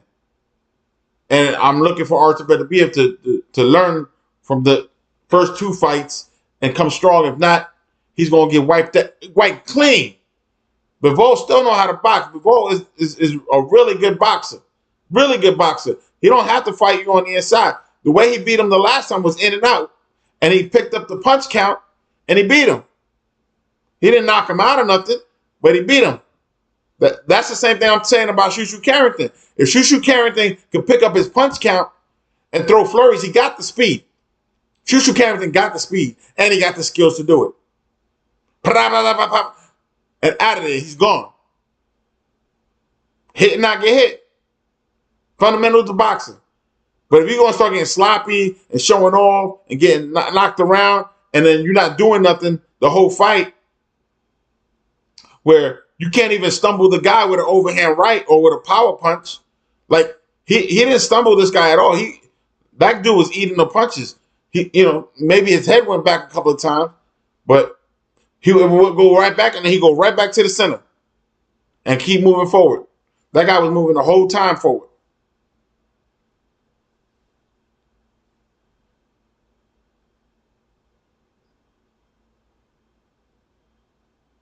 Oh, yeah, okay. You're asking if Turkey would still be interested in boxing when Canelo, Crawford, Usyk, Fury, and Bivol, and Beterbiev and Joshua retire in 2 years. Now, you have to understand that Turkey Al-Sheikh is doing this not for boxing purposes. Yes, he might be a fan of boxing. He's definitely a fan of wrestling, but they're not doing this for that. And they have a 2035. You can check it out. They got a 2035 mission to make Saudi Arabia a tourist destination. That's their goal. That's their thing. If you notice Turkey Al-Sheikh's original boxing events, I mean, he had concerts before the main event. Concerts. Boxing you don't need a concert for boxing.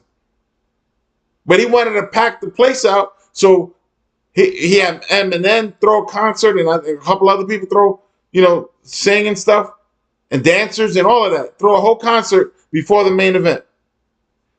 So that just tells you right there that he's not really interested in boxing. What he's really interested in is propaganda. That was one of the reasons when Oscar De La Hoya finally talked to Turkey, the first thing he did was sell the Ring magazine moniker. He sold the Ring magazine. Turkey bought it right up and immediately put it to press. I don't even think he's selling magazines. I just think they're using it, because it's the Bible of boxing, and it's got a history. They're using it to put out new propaganda, new rankings on their own. Ring magazine rankings has always been there, but now it's like, it means something because you can make a lot of money. So I can see Turkey losing money right now, and he don't care. Because it's not about losing money. It's about getting the word out that you need to go to Riyadh and Saudi Arabia on vacation with your family. Mind you, there's still rules and laws in Saudi Arabia that some people, especially Americans, will not be able to tolerate, and they're going to get themselves into trouble. But they want a tourist destination, so the propaganda machine is going. And that's the only reason Turkey got into boxing in the first place, and got WWE to go out to Riyadh and throw events over there. At first, Vince McMahon, the former owner of WWE, he would go over there and throw shows. He didn't care what he was throwing. There was no storyline attached to the event. There was no canon. He would just put an event on, fireworks, and then come home. But as time started going, there was like, you need to actually put on a show that's part of, your broadcast. So now that they're actually putting on shows that's part of the storylines that they're doing in the States. And they're getting more money for it. And the only reason they're getting that money is because of the 2035 program, or I forget what it's called, but it's 2035 for Riyadh or whatever. It's something like that. You can find it out. I mean, there's still time. We're talking about 10 years. So even if all those guys retire, which is gonna happen, all those guys retire, that's it. You know, he's gonna find other fighters that are coming up. But right now, those guys are still in, and he's making Fury come out of retirement, and Fury wants that money. Fury knows he cannot beat Usyk, but he's on social media talking about, oh, I'm the only man that could beat him. No, you're not. No, you're not. You didn't show any signs of beating him the first time. You didn't show any signs. Definitely the second time when he was beating you pillar to post. Usyk don't even really have a challenger for the heavyweight division right now. The prospects are coming up, but they're not ready for him. They're not ready for him. The older guys, like those English guys like Chisora, they over the hill. They are over the hill. They're over the hill. There is absolutely nothing that they can do to beat Usyk. Usyk is still a prime boxer at heart. Prime boxer. They're going to make him look like a legendary boxer if they keep fighting him, because he's fighting the same guys multiple times. He fought Joshua twice. He fought Fury twice. He fought Dubois twice. Come on. That's what every fight is once a year or something like that, or twice a year. That's 3 years right there with only 3 fighters. Not impressive at all, but I mean, that's what they're doing.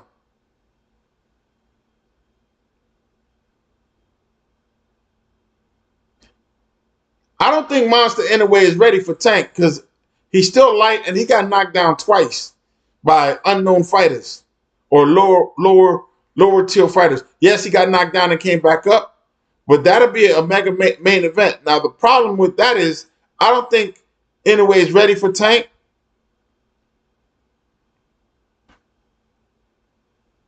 I don't think Inoue is ready for Tank, and I don't think Tank is mentally in the boxing anymore. Tank is on the verge of retirement, and then with all his family issues and stuff like that, I don't think he wants anything to do with boxing. He's got enough money, and I'm pretty sure his baby mama is taking him to the cleaners. So the more money he make, the more she make. And then she's pressing charges and stuff like that and getting him arrested for, whatever is going on. She dares him to put his hands on her or whatever. Who knows what the heck is going on? We don't see the whole fight. We just know that he got arrested for some domestic stuff. But that can mean anything. She could have threatened him and then hit him with something, and then, he got crazy because she put hands on him. Or she's not letting him see the kids. That'll make a guy crazy right then and there. I mean, you saw what Tyrese was doing. He was crying on the internet. He could never live that up. Okay, they're making their way to the ring. They're making their way to the ring for the main event. Finally.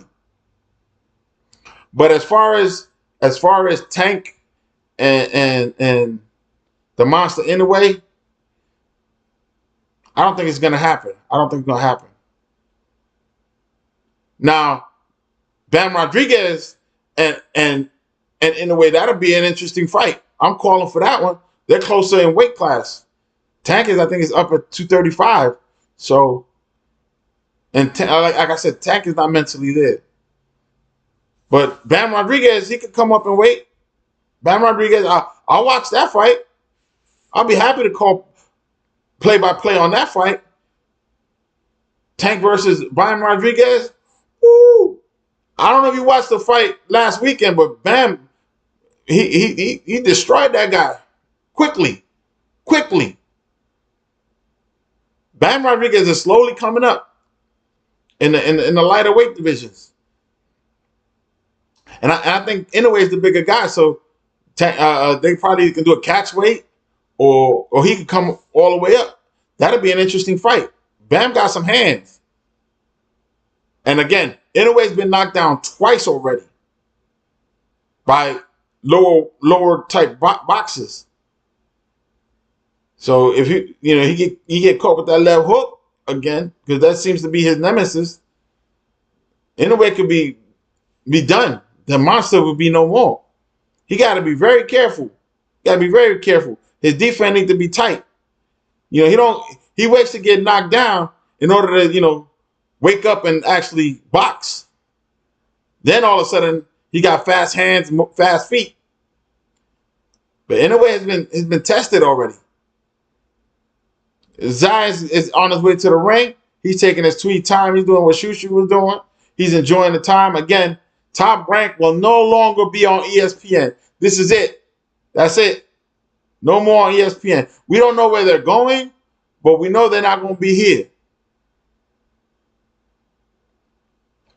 Top Rank is no longer on ESPN. This is their last night and probably their last event in a long time in New York City area, because again, ESPN was probably paying for the venue. And if they're not paying for the venue, then hey, Top Rank is not going to come out of pocket and pay for the venue. So let's see what happens with Top Rank in the next couple of months. Again, they can get picked up with a deal with Amazon or a deal with Netflix, because they're the ones picking up boxing from everybody else. Now, again, Netflix got TKO over there and Riyadh, and Amazon has PBC. But PBC and Top Rank has been known to work together. Golden Boy doesn't really have a station that they fight. They do deals with everybody, but for the last couple of years they've been behind Riyadh season. Madison Square Garden in New York City. Bob Arum's Top Rank Incorporated presents the featured bout of the evening, brought to you by Miller Lite. Cheers to another round of Miller time, and presented by the refreshing taste of Twisted Tea Hard. Bob Arum is definitely not running the company. I'm telling you that, man. He is not running the company. And supervisor in attendance, Gustavo Olivieri, along with the New York State Athletic Commission Executive Director is Matt Delaglio. Our judges at ringside, we have Tony Paolillo, Tom Schreck, and Robin Taylor, and our referee in charge is Eric Dolly. All right, fans, here we... Top Rank not getting that money from nobody else. Mexico. They don't got no names. 12 rounds of boxing for the vacant WBO Junior Middleweight Champion. This is for the Junior Middleweight WBO title. Ladies and gentlemen in attendance and boxing fans joining us around the world, live from the Mecca of boxing, Madison Square Garden in New York City, it's time for the main event of the evening.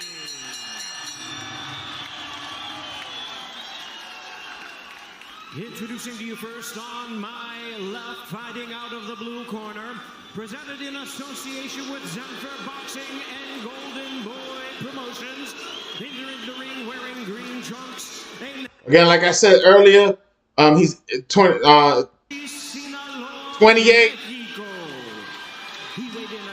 Most of Garcia's fights have been in Mexico. With a record of 33 wins and 4 losses, he has 26. He's got 4 losses, so he's not even... Knockout. Ladies and gentlemen, please welcome the battle-tested, battle-ready, hard-hitting WBO number 2 ranked junior middleweight in the world, introducing Jorge Garcia.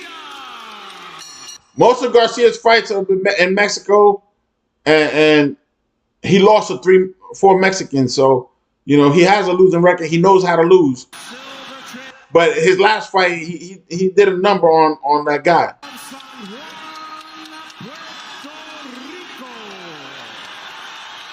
He weighed in right at the limit of 154 pounds. A former star of amateur boxing, he is undefeated in his campaign to the professional ranks with a record of 21 wins, no losses, with 13 wins coming by way of knockout. Tonight, in his first attempt at a world title, ladies and gentlemen, please welcome the young, undefeated Puerto Rican boxing sensation, the WBO number 1 ranked junior middleweight in the world, introducing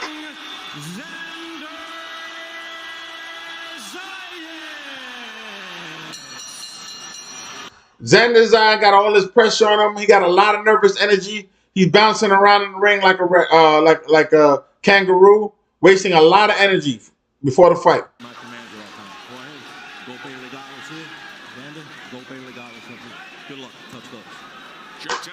Round one. We in. Let's go. Shout out to Timothy Taylor for all the questions. Keep them coming. Absolutely. Xander Zayas got to be who he Hit the like button, subscribe, help the channel out. Round one. For the vacant WBO Junior Middleweight World Championship. They're filling themselves out with jabs that are not connecting. They're keeping a distance from each other. Got quick hands. He let those combinations fly. He's been on a stretch of statistical superlatives since the beginning of December 22, outlanding his opponents in 50 consecutive rounds. Garcia's not the aggressor. Garcia's moving backwards a lot. Garcia right now, you're seeing a savvy veteran. Garcia's trying to counterpunch. The left hook right there changed levels. He's looking for big shots at the moment. Well, he was right there with the right hand as he fell in. He got caught with a jab, knocking his head right back. Garcia getting tapped on top, upstairs and downstairs. But you can see he's cunning. Nice combination. He gets himself in that position. He's balling up. And just wait on his opportunities. Oh my God. Garcia's just throwing bolo punches, but he's getting tapped downstairs and upstairs. Sneak in round shots like that around your guard as you're swinging. And he can catch Xander.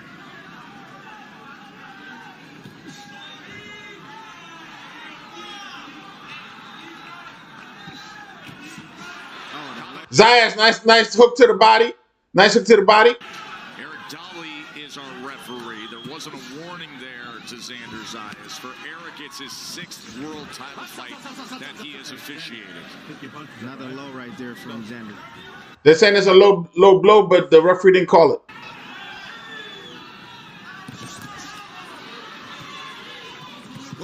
Oh! Over the top with the right hand. Garcia is throwing heavy hands. Not even Mexican style. Overhand rights, no combinations, just heavy hands. So there's opportunities for Garcia to... Garcia landed an overhand right. He's doing it again. He's not even trying to throw combinations. Right now you need to box for Zayas. He needs to box. He needs to get around the guard and then tear him up. But don't go in with his head. Fight him on the back foot because he's throwing bolo punches. You got to be able to block that or counter it, pull counter it. If you pull counter it, he's going to get hurt every time and he's going to stop doing it. Very crafty in there, Tess. Ooh, good body. Nice body shot. Hand to the body and you could... Garcia's throwing power punches to the head and to the body. And Xander's eyes is wide open, Tess. Wide open. He's got to be careful not to get caught. Good feint right there from Xander. Because you can't take too many of those. Oh, this is good. Woo! I have to give that first round to Garcia, man. Garcia's coming in heavy hands. I mean, Zayas, he was throwing combinations, but, man, woo! I thought he was going to get knocked down. You know, sometimes you can get a flash knockdown with a bolo punch. You know, you boom. And if he walks into it, his momentum is going to push him straight down. That's a knockdown. It's a flash knockdown. It might not hurt him, but he's going down. That's the 10-8. That's the 10-8 round. He got to be careful. He got to box him until he could, start putting hands on him. He's got to pop the body, get out of there, slip, pop. Because he's telegraphing his punches too. He's telling you, I'm not throwing no combinations. I'm throwing body shots and overhand shots. That's it. He's not even doing Mexican style. You know how they stand in the middle and they be just trying to tear your body up, and then they throw hooks to the head? He's not doing that. He's actually moving his feet. Between Xander Zayas and Jorge Garcia, I want to go back. And Jorge Garcia is a taller fighter. Yeah, this is the awkwardness I'm talking about. Look, he's shelling up. He drops levels right there. Boom. They're showing that overhand right. He got caught. Is getting ready to deploy a left hook. Perfectly timed. Look, Xander came in this fight. He was warmed up. I saw some sweat on his back. before the fight even got started, that's a good thing because a shot like that, if he would have came out cold, he probably would have got knocked out. Xander throwing. Ooh! Garcia throwing heavy hands again, and he's holding. He's holding. Zayas is holding. That left hook as he was backing up and able to land it moments ago. You know, Mark Kriegel made the point that Garcia needs to fight like he's from Los Mochis in this kind of fight. Remember, Garcia got the crowd quiet. Listen, you ain't hearing nothing from the crowd. from there, a two-division world champion Humberto Soto was from there. It's up to Zayas to put hands on him and get the crowd back in the fight. This is bad. This is bad. This is bad. I gave Garcia the first round. But I don't know if he can keep up that type of energy with what's going on. A lot of success tonight. And now he just has to anticipate now. Those overhand rights, those power hands. Sneak attack, as you see here, and a good tie-up right there from Xander Zayas. Xander Zayas is holding a lot now. So every time the guy comes in close, he holds. That's a bad sign. That's a bad sign. I mean, it's a good strategy to survive, but it's a bad sign that you're not moving backwards and countering. That's when you got to pull counter. This guy's still throwing heavy hands. He's throwing hooks, and he's throwing overhand rights. Now they wrestling. He's got him in a he's got him in a chokehold. Zayas is trying to keep him away with the jab, and not even a jab. It's not really a jab. It's more like a probe. 30 seconds left. Let's see what happens. Another bolo punch from Garcia. Garcia's not throwing nothing but heavy hands. There you go. Nice. In and out. That's right. There you go. I give Garcia this round. It's tied on my card. He went in and out. Now he's doing the right thing. Now he's boxing. Work this round. Love this in. Oh, we got a good one here tonight. End of 2.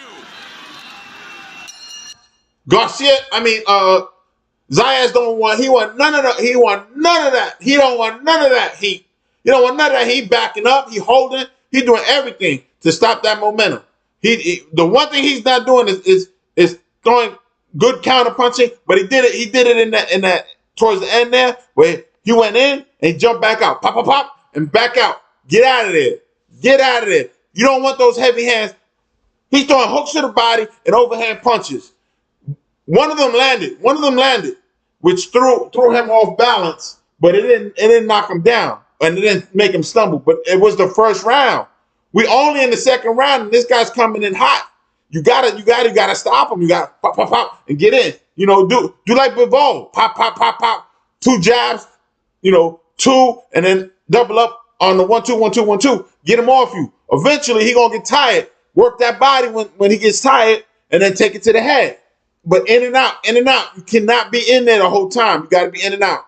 Madison Square Garden Theater and Xander Zayas and Jorge Garcia 6 minutes in, and it's already. Yeah, he's not ready. I don't think he's ready. But he's about to become champion tonight if he does that in and out that he's supposed to. He does in and out and he pull counter. He's gonna win the fight.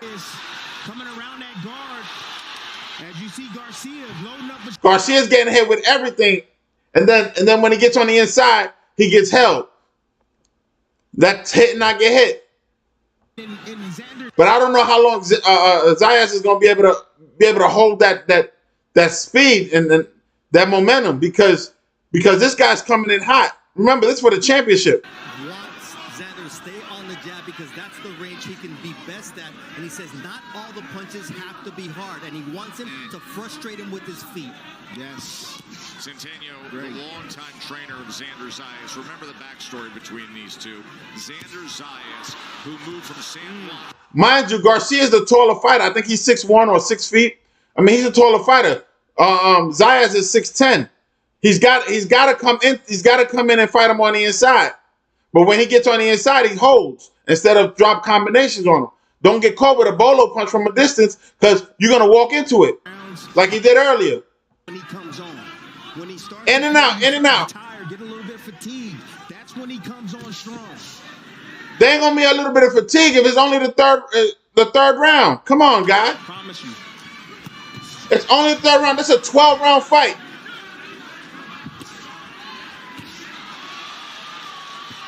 Target practice right now for Xander Zayas. He's picking and choosing when he. Zayas is throwing punches from the outside, and then as soon as he gets close, he holds. So that's his strategy right now. Pop, pop, 2-3 punches, and then he holds. Good technical ability stuff right there. Just have And he's punching backwards, which is good. But now he like I said, when he gets inside, he starts holding. I don't like that. Garcia. He needs to have his hands loose in order to fight. There was a 2 to the body, and then he shuffled backwards. He's moved, and now he's running around the ring. He avoided another left hook. And now He avoided another left hook. It's getting nasty in there. It's getting nasty in there. Yeah, but I don't think he's ready for any of those guys yet. But he's gonna be champion, so he better get ready. If he's not ready, he better get ready. He's getting chased around the ring. Yo, luckily Zayas, he's ducking under those hooks. This guy's throwing haymakers. 19 seconds left. Good boxing by Xander Zayas. He firing on all cylinders right now. Good exit. He got the crowd involved. We got the crowd is back involved. End of round 3. Woo! I had it tied. Now it's 2-1. 2-1. 2-1. To me, I thought Fandura, I know being 6'7", 6'8", I thought Fandura, he's got a weak chin. Fandura got a weak chin. He's been knocked out before out cold. He don't want none of that heat. And he's blind. He wears bifocals, thick ass lenses when he's not boxing. Any like that to me, he's an easy picking champion. But what happened with Tim Tszyu, I mean, quitting on the chair when he started winning? Nah. Making Fandura look like a beast. Fandura's been knocked out cold. You can do it again. Let's go. Wear down Garcia, wear him down even more. Takes a lot of energy out of a fighter when he misses a punch. Remember, this is. He said he don't want to go out like Berlanga. Yeah, he pretty much don't. That's why he holds when he gets on the inside. But he got to be careful that he doesn't get too close and he catch one of those bolo punches because this guy's throwing haymakers. And he's telegraphing him. He's like, here, I'm going to throw a right hand now. I'm going to throw a left hand. And every time he come inside, he get hit to the body. And then that bolo punch comes. Luckily, he's in and out. What out of Jorge Garcia is to get on the inside. And once Xander starts clinching, I need him to throw shots over his hands because that'll get him to stop clinching. First, you got to get to the inside. Xander's not allowing that. You see Xander right now, he's just dictating the range right now where the fight was going to be fought. And it's outside right now. And anytime he steps... Xander's not going inside. You crazy? Clip with a left hook. In the position... Mind you, Garcia has a reach. He's just too slow. Work right now for Xander. And you see at that range, working behind that jab, you saw the lead long right hand moments ago. There's absolutely no reason for Garcia to come on the inside when he's the taller and lengthier fighter. He needs to snipe him, but he's too slow. Garcia's dodging his punches from the outside. Good shot. And he's in and out right now. 1-2, and he's gone. Left and then centered himself to go down the alley with the right hand. He don't want, like you say, he don't want that Berlanga. He don't want that. He don't want none of that. There's a lot of pressure on him right now. As well, and he's taking advantage of small little moments where he sees Garcia not. Garcia's shuffling his feet and he's on his toes. He's popping a jab, but his guards are down. See, like right now, he's sitting up, he's trying to lure him in, and Xander right there just using that lead hand, closest thing to him.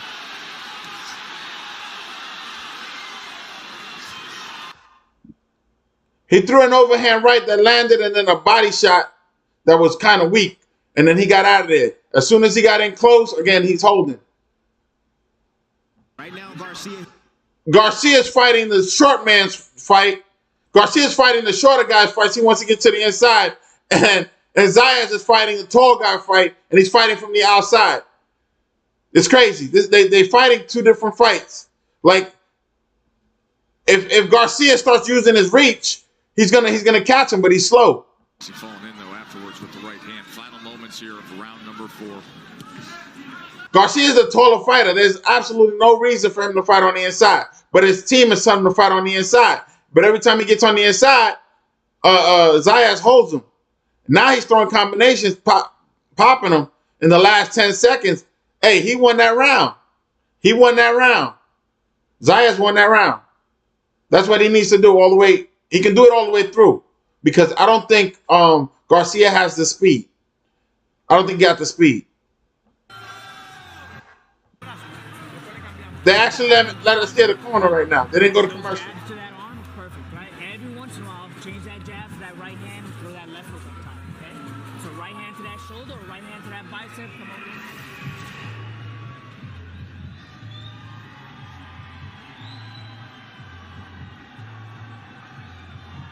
Blocked right there from Garcia. Might have looked like he was doing work. All that stuff blocked. But in that case, it's one of those scenarios where Garcia's blocking those shots. But as long as he's throwing punches and Garcia's just blocking, he's gonna win the round. That's what I said before. Pop, pop, pop, pop, and get out of there. Pop, pop, pop, pop, and get out of there. He doesn't have to fight him on the inside. But if it was me, I'm coming on the inside because this joker's throwing bolo punches and heavy punches. And like you said, he's loading up. He's loading up. All he wants to do is throw one good shot. He landed it earlier. He can land it again. They got Zayas as a shutout. I think I gave the second round to Garcia. Garcia will bring out his best self. To this point, he has. he's thrown nearly 100 jabs. He's landed 28 of them. Garcia's moving like mud. He's moving really slow. Really slow. Yeah, Garcia can't get into stride at all. He can't find his rhythm or timing. He needs to let go of that jab. He has a jab. He just don't use it. He got buzzed at that shot momentarily. You know, his face never changes, so you can never tell. Right. But right there, he just low movement with his backhand. I didn't really like that movement. It's like something hurt from Garcia. Garcia moved to a Philly shell. So he's blocking that body. He's got those long elbows so he can block some of those shots. Opposition test, it's hard to get in some sort of rhythm. He's still slow. Whenever he throws the hook, Zayas goes right underneath it. He's telegraphing the hook. He's in rhythm. He's in stride. He knows exactly every movement that he's making is perfect. That's why they want him up close so Zayas doesn't see him. But if you notice, Zayas is backing up. He's taking one step back every time. He's not even in range to throw his own punches because he's the shorter fighter. It makes no sense. It makes no sense. He needs to jump in and out. Now he's getting caught with counter left hooks. Zayas is. And as soon as he gets on the inside, he holds. In and out like Bivol. In and out like Bivol. Pop, pop, pop, and out of there. Combinations, that right hand went straight down the middle. He hurt him with that right hand to the body, too. Oh, yeah. Momentarily pour up. The body shots are starting to connect for Zayas. Oh! He caught him with a bolo punch. Garcia caught him with a bolo punch. He can knock him out if he keeps taking shots like that. Zayas looks hurt. He's holding. I'm telling you right now, Zayas needs to focus on that body. Zayas cannot take those bolo punches like that. I'm telling you right now.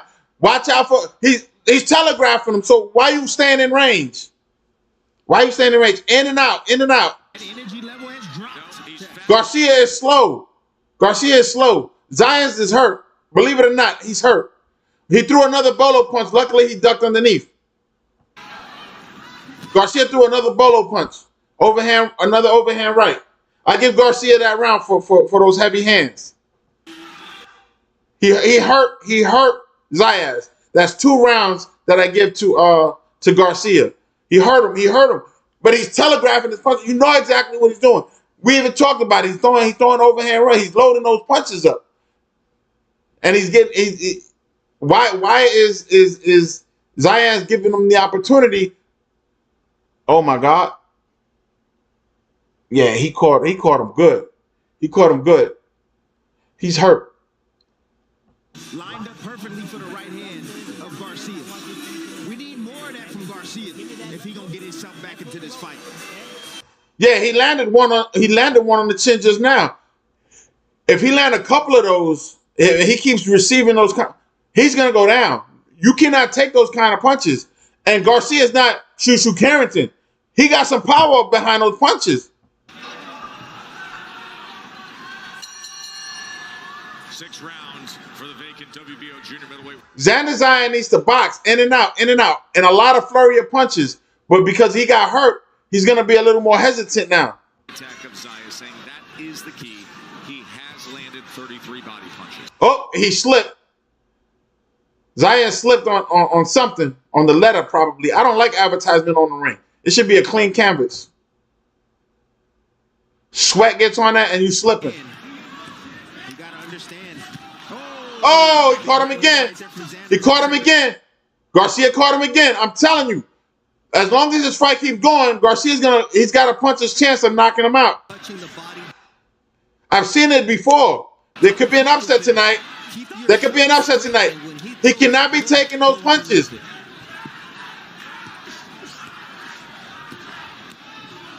Zayas is slowing down. He got caught again with a left hook. His legs stumbled. He lifted him up off the ground. Garcia lifted up Zayas off the ground with a left hook. His legs are not under him properly. In the gym, so you're anticipating it. It's not like you're thinking. I don't understand why Zayas is starting to box him on the inside. He needs to go in and out. Pop that jab, body shot, and get out of there. He's staying. Oh my God. Oh my God. He's falling into Garcia's trap. He's holding for dear life. Urging them to work on the inside. Now some separation. There's a right hand that came. Nice right hand from Zayas and a hook. Nice ducking. Nice defense from Zayas. Very nice defense. He's got to watch it with those bolo punches. He needs to wait for him to throw that bolo punch so he can counter. Because when Garcia throws his bolo punch, he falls off balance. He's tired already. He's throwing too many power hands. He's tiring himself up. And again, if he can get some momentum going in his favor, man, and he starts going downhill. It would be remarkable if there's a pull counter from Zayas as he's throwing that bolo punch. A right bolo punch. He falls off balance. Garcia counters with a left hook and a right hook and knocks him out. That could happen too. Like this, coming off that win. Garcia's running. Oh, he caught him again with a pull counter. There it is. But he needs to get out of there. He's staying in range after he hits him to study his work. I don't know why Zayas is doing that. In and out, in and out. Test these men right now on learning on the job, learning how to win a championship. You see the heart, the determination. This is what I'm talking about right here. I agree. If he keeps doing what he's doing, these last 6 rounds are going to be torture. And if he gets caught and knocked down, it's possible Garcia can win the fight.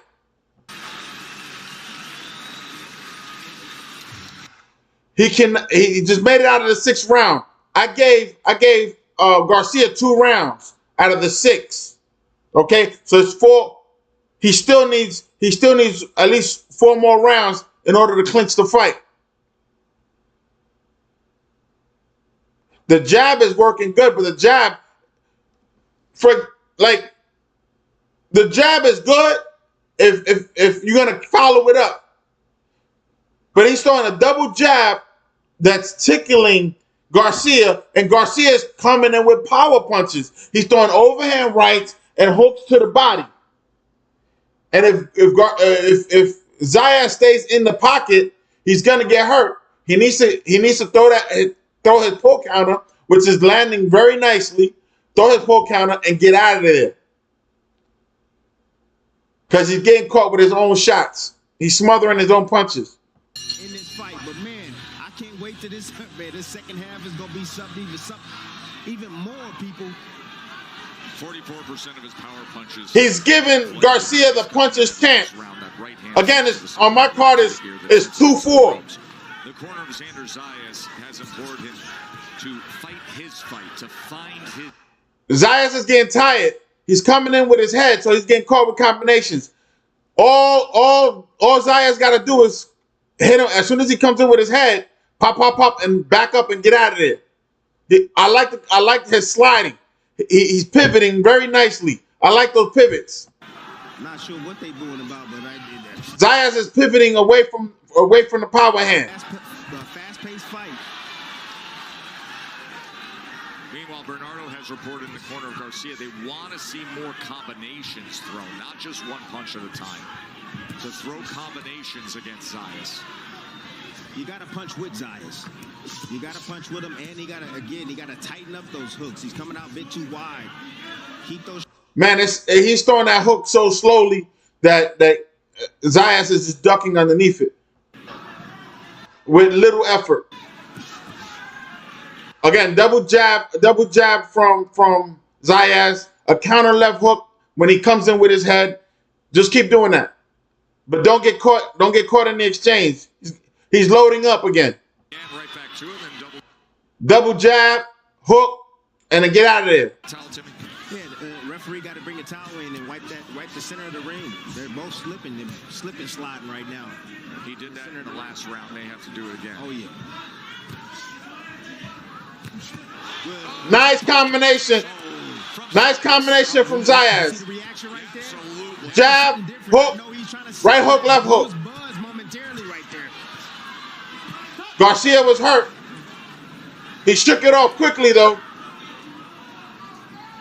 Reminder, Sports Center is coming your way at the conclusion of our World Championship. Another two-punch combination from Xander Zayas. Xander Zayas threw a 1-2 and got it in nicely.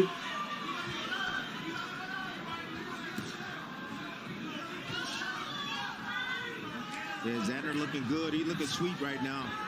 Absolutely, yes. Garcia looked like he's gassing out. He looked like he's gassing out. This has been guys that have come forward, and he's been able to tame them, and he's doing the same thing tonight against Garcia. Let him out clean. Let him out clean. Saw him in his last fight back on Valentine's Day against Slavos Spomer, who was trained by... Double jab, in and out. Very nice boxing by Zayas. Very nice. Two-punch combination, and he's gone. He's not allowing them to land the hook. The round is over. I give the round to Zayas. Very good boxing right now. Very good boxing. Very good boxing. Pop, pop, and he's gone. By the time he throws that hook or that overhand right, he's hitting air. That's how you do it. That's how you do it. I think he can survive if he keeps doing that. I think he cannot come inside and try to go toe to toe with this Mexican boxer, because the tall guy, he's giving up his height. He's giving up his height by leaning in with his head. Like he throws a punch and he comes in with his head first, and Xander Zayas is countering with a counter left hook and then an overhand right over the top of his jab. Beautiful boxing, beautiful boxing, beautiful boxing. I don't know how long he can keep this up, because is getting flat-footed. He's starting to get flat-footed too. Xander Zayas is getting flat-footed, and he's getting caught. The crowd is in and out of the fight right now.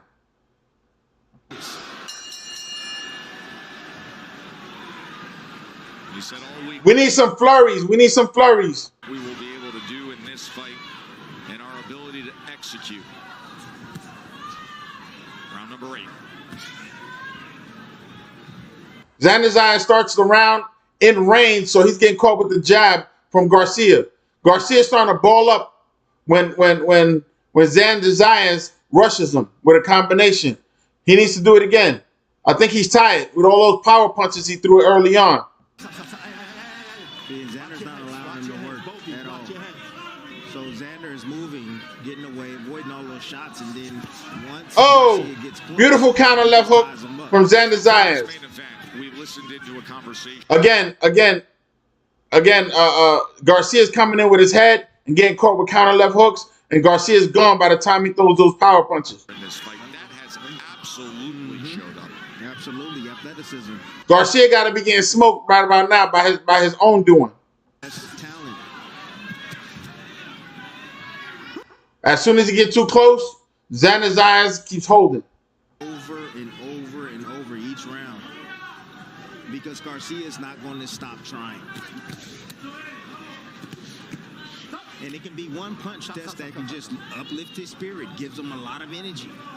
And you know, and he starts pouring it on even more, and he starts to believe that he can win this fight. Garcia's getting frustrated.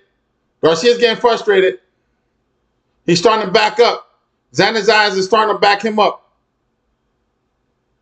And not even by punching, he's actually pushing him backwards and pressing the action. So Garcia's backing up naturally. Instead of coming forward where he wants to be on the inside so he can get his hooks in. Xander Zayas needs to stay on his toes and box. There it is. The straightest right hand he threw all night, it lands. Isn't that something? Isn't that something? And it was off the jab, Tess. Fundamentals are simple, but they work. Straight is great. Yeah, absolutely.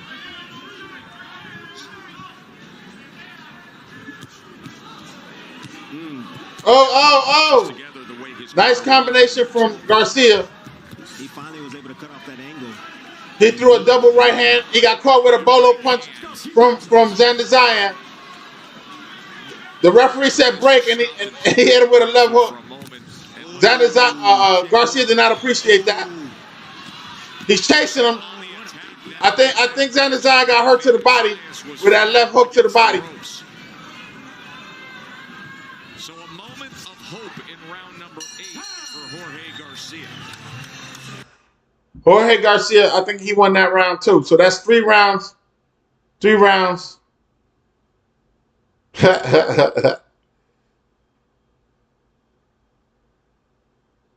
Fernando Vargas Jr., he in there with his girl showing his belt. I don't even know what that belt that is, some national belt or whatever. But he won tonight with a first round knockout. So you got to put a little respect on his name tonight. Amanda Serrano's in the audience. She lost to Katie Taylor 3 times and still celebrating. She probably threw a parade for herself like Berlanga did. Abdullah Mason is not the future of boxing. Abdullah Mason, let me say that again. Abdullah Mason is not the future of boxing. Top Rank is wasting a lot of money on him. For years, and he has delivered and more. Xander Zayas better get his hands going. That center of the ring where it says Miller Lite is sweaty and wet, and it's bad. I'm telling you, these things on the ring should not be there. Should not be there.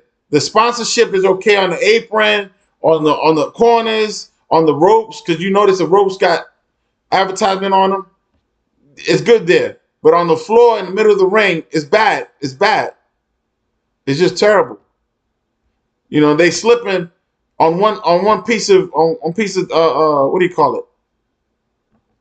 One piece of vinyl.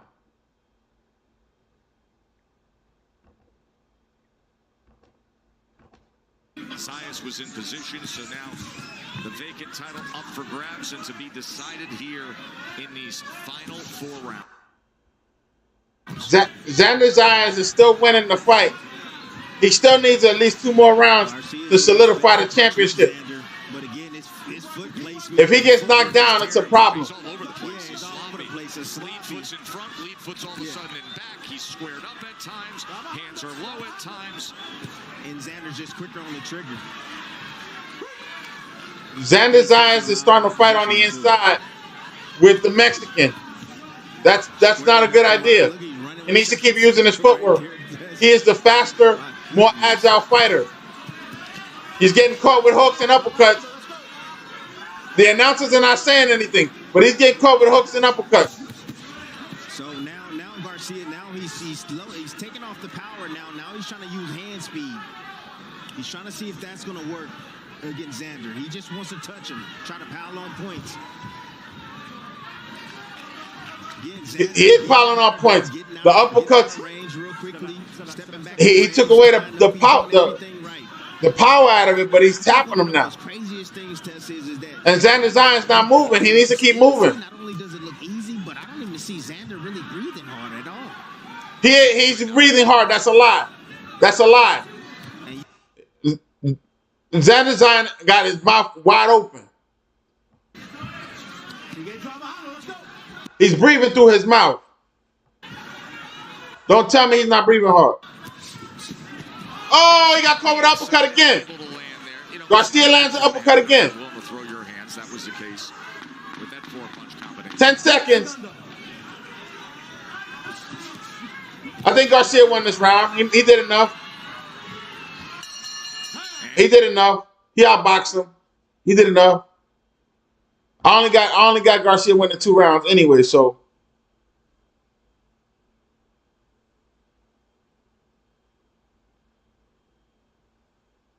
Wow. Is that true?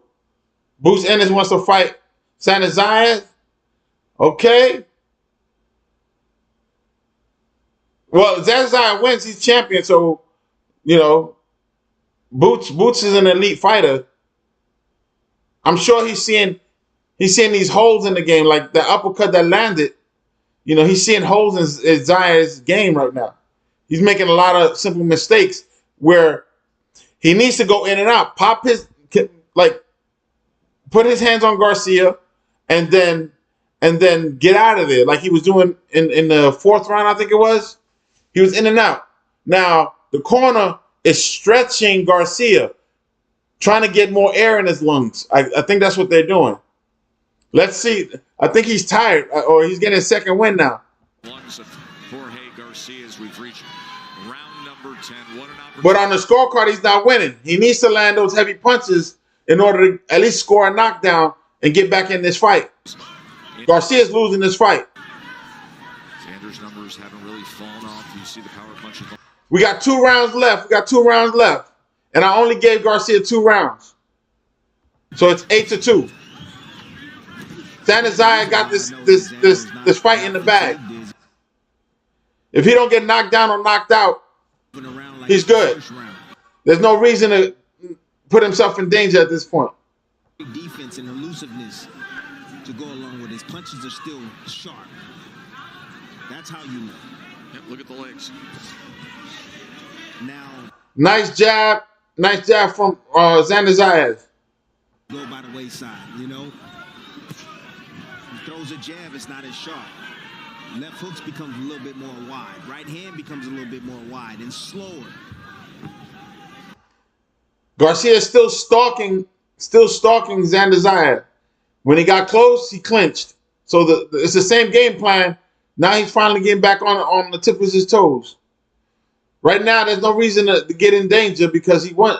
To me, he won the fight. I'm sure the corner knows that. He outboxed him.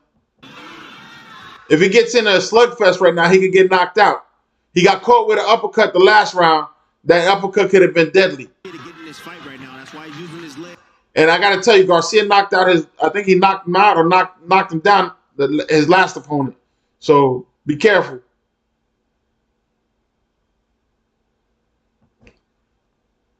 Well, but I would advise Xander.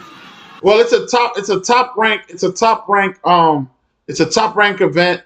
They're in the judges. Yeah, you're right. You never know with the judges, but you know the heavy favorite is Xander Zayas. He would have to get knocked down or knocked out in order for them knocked down a couple of times in order for them to flip the script and be like, yo, you've been losing the whole fight.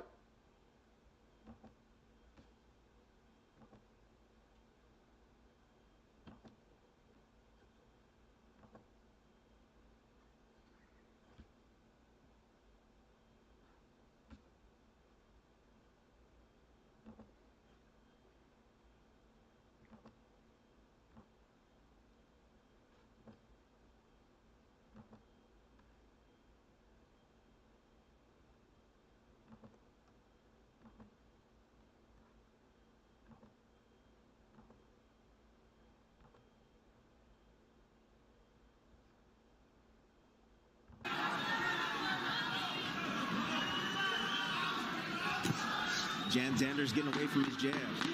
Needs to get back on that jab.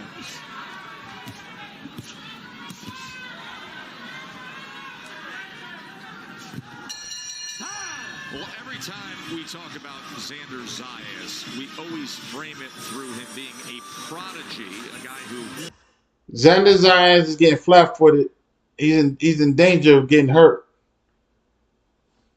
Stuck inside, get the head to the outside, grab him, turn him, and walk him to the rope. Don't sit there with him. They're telling him not to sit there with him.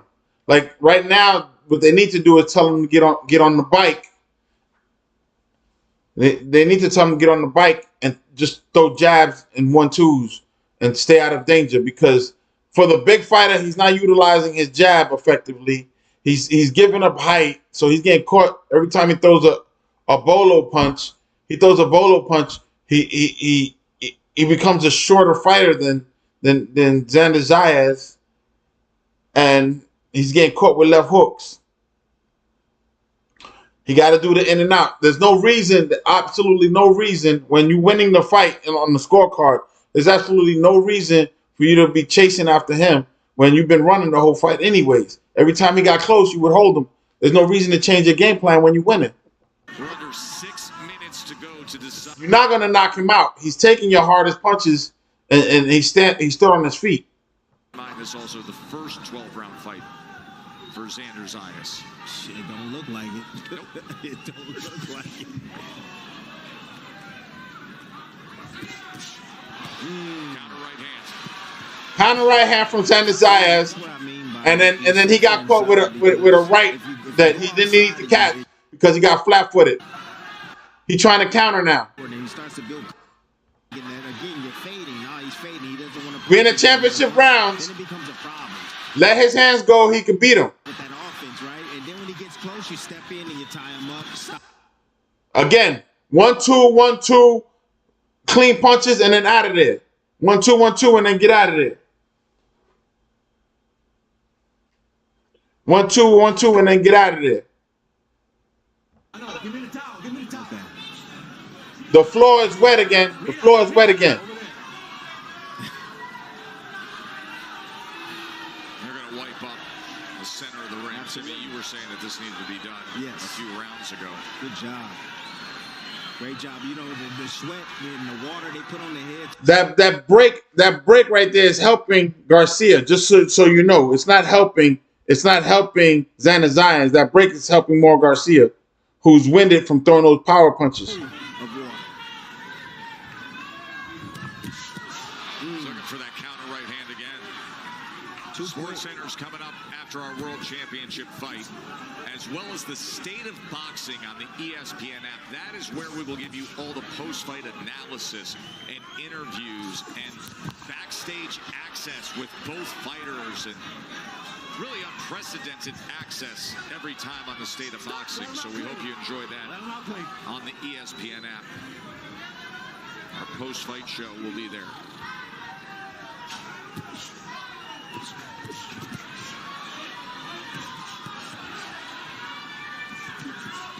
Keep working, keep working.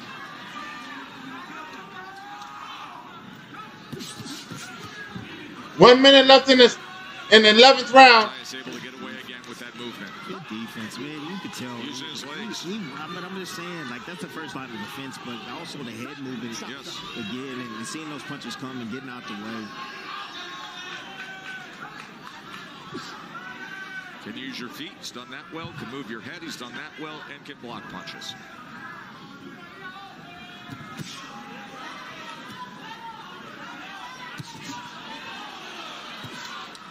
Yeah, it's there for the taking. I think Garcia's prime. He's ready. I think he's ready to go. Yes, he's tough. He's doable, but I think he's ready to go. I think Xander, he start wrapping it up, that offense a little bit. Garcia's not ready to go. He's tired, but he's not ready to go. He's not going down, because as soon as any type of power, any type of flurry coming from Xander Zayas, he gets caught with a flurry of his own. So he's dangerous right now, and you know sometimes an animal that's hurt is more dangerous than an animal that's not. He already won this fight. On the scorecard, he already won this fight. There's no reason why going in there trying to knock him out, talk about he's ready to go, and he's not ready to go, because as soon as he threw a combination, Xander Zayas threw a combination, Garcia came back with a flurry of his own. That's how the 11th round ended. So I don't know what Timothy Bradley's talking about. Inside. I need you to pressure him. If he touches you, throw him on his arms everywhere. Just hit him. If Garcia wants to win this fight, he has to go all out in this 12th round and knock him out. That's the only way. He's got to give his heart and soul, cut off the ring. Obviously, he don't know how to cut off the ring because he's having trouble. But, Canelo is a veteran fighter. He still don't know how to cut off the ring. Throw fights to work yourself into position. And it comes down to this. 3 minutes, 12th and final rounds. Who will be a world champion? Garcia needs a knockout. On my scorecard, he needs a knockout. Dream is to do it here at MSG, the place. I gave him 2 rounds out of the whole fight. His 8th time fighting here on property. His 4th, possibly 3 rounds, in the intimate, depending on the judges. Passion-filled with his Puerto Rican supporters. When listen to them.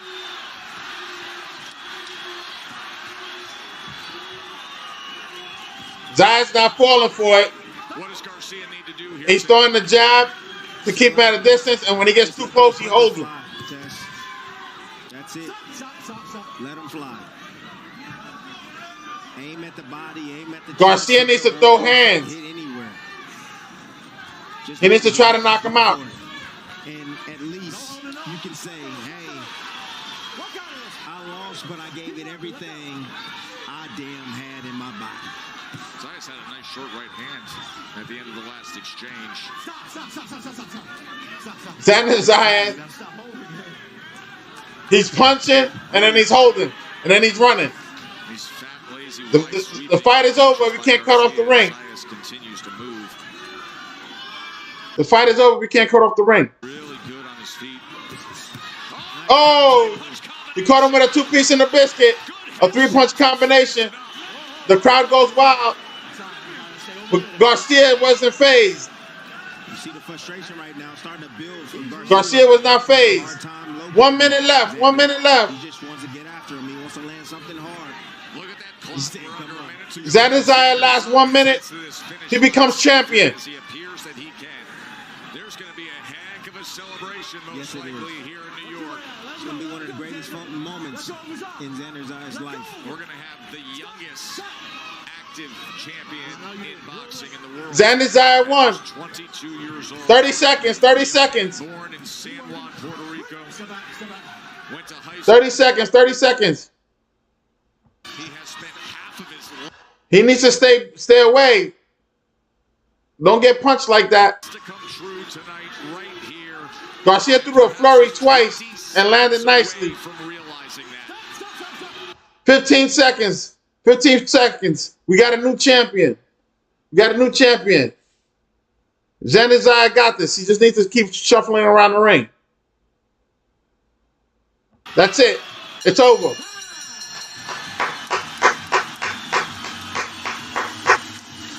He outboxed him. He outboxed him. He outboxed him. The Garcia did not use his height or his reach effectively, and then he was slow. They holding him up in the air, but he did not win. I don't see him winning. It'd be an odd situation that it would not be a unanimous decision, but I could see a split decision. It'd be crazy, but I think it's a unanimous decision for Xander Zayas to win. What I would do is go back to the drawing board and get a rematch. If I was Garcia, get a rematch. Garcia is used to losing. He already had 4 losses. This is his 5th loss. He'll jump back into the ring next week and he'll be good to go. It was no major damage done in this fight. He didn't give it all he got. He didn't give it all he got. If he would have gave it all he got, he wouldn't have been able to stand there when the bell rang at the end. He didn't give it all he got. He didn't go after him where, he didn't cut off the ring. He let him run. And chasing after him got him tired.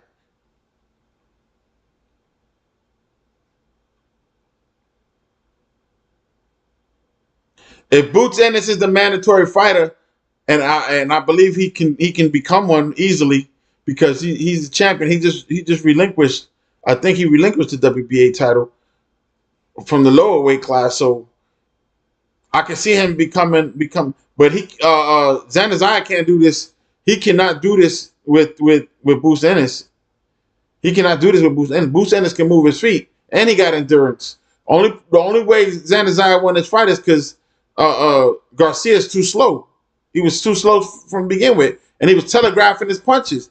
If he would have set up his punches with a jab or a counter hook, and then threw the bolo punches and the overhand rights and the overhand lefts and the hooks to the body, he would have won the fight. But because he was too slow and he was telegraphing his punches, I'm telling you, he lost this fight. And Xander Zayas was already scheduled to win anyway. They didn't see him losing this fight. Top Rank wouldn't have put him in there with him if they didn't think he was going to win. Top Rank rarely makes a mistake, and the guest, the B side wins. Rarely. Top Rank is known to make champions, and they just made one tonight. They're on commercial break.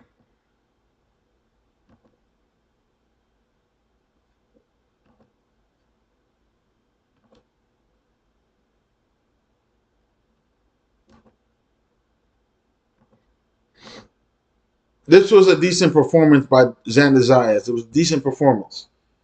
He survived, and he did what he needed to do to win a championship.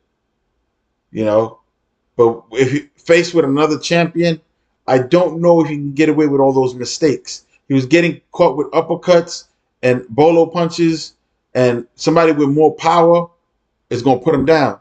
You can't take that 12 rounds over and over and over and over and then expect it to stay standing. Here we go. He should win, and the crowd should go wild. I'm saying it should be a unanimous decision.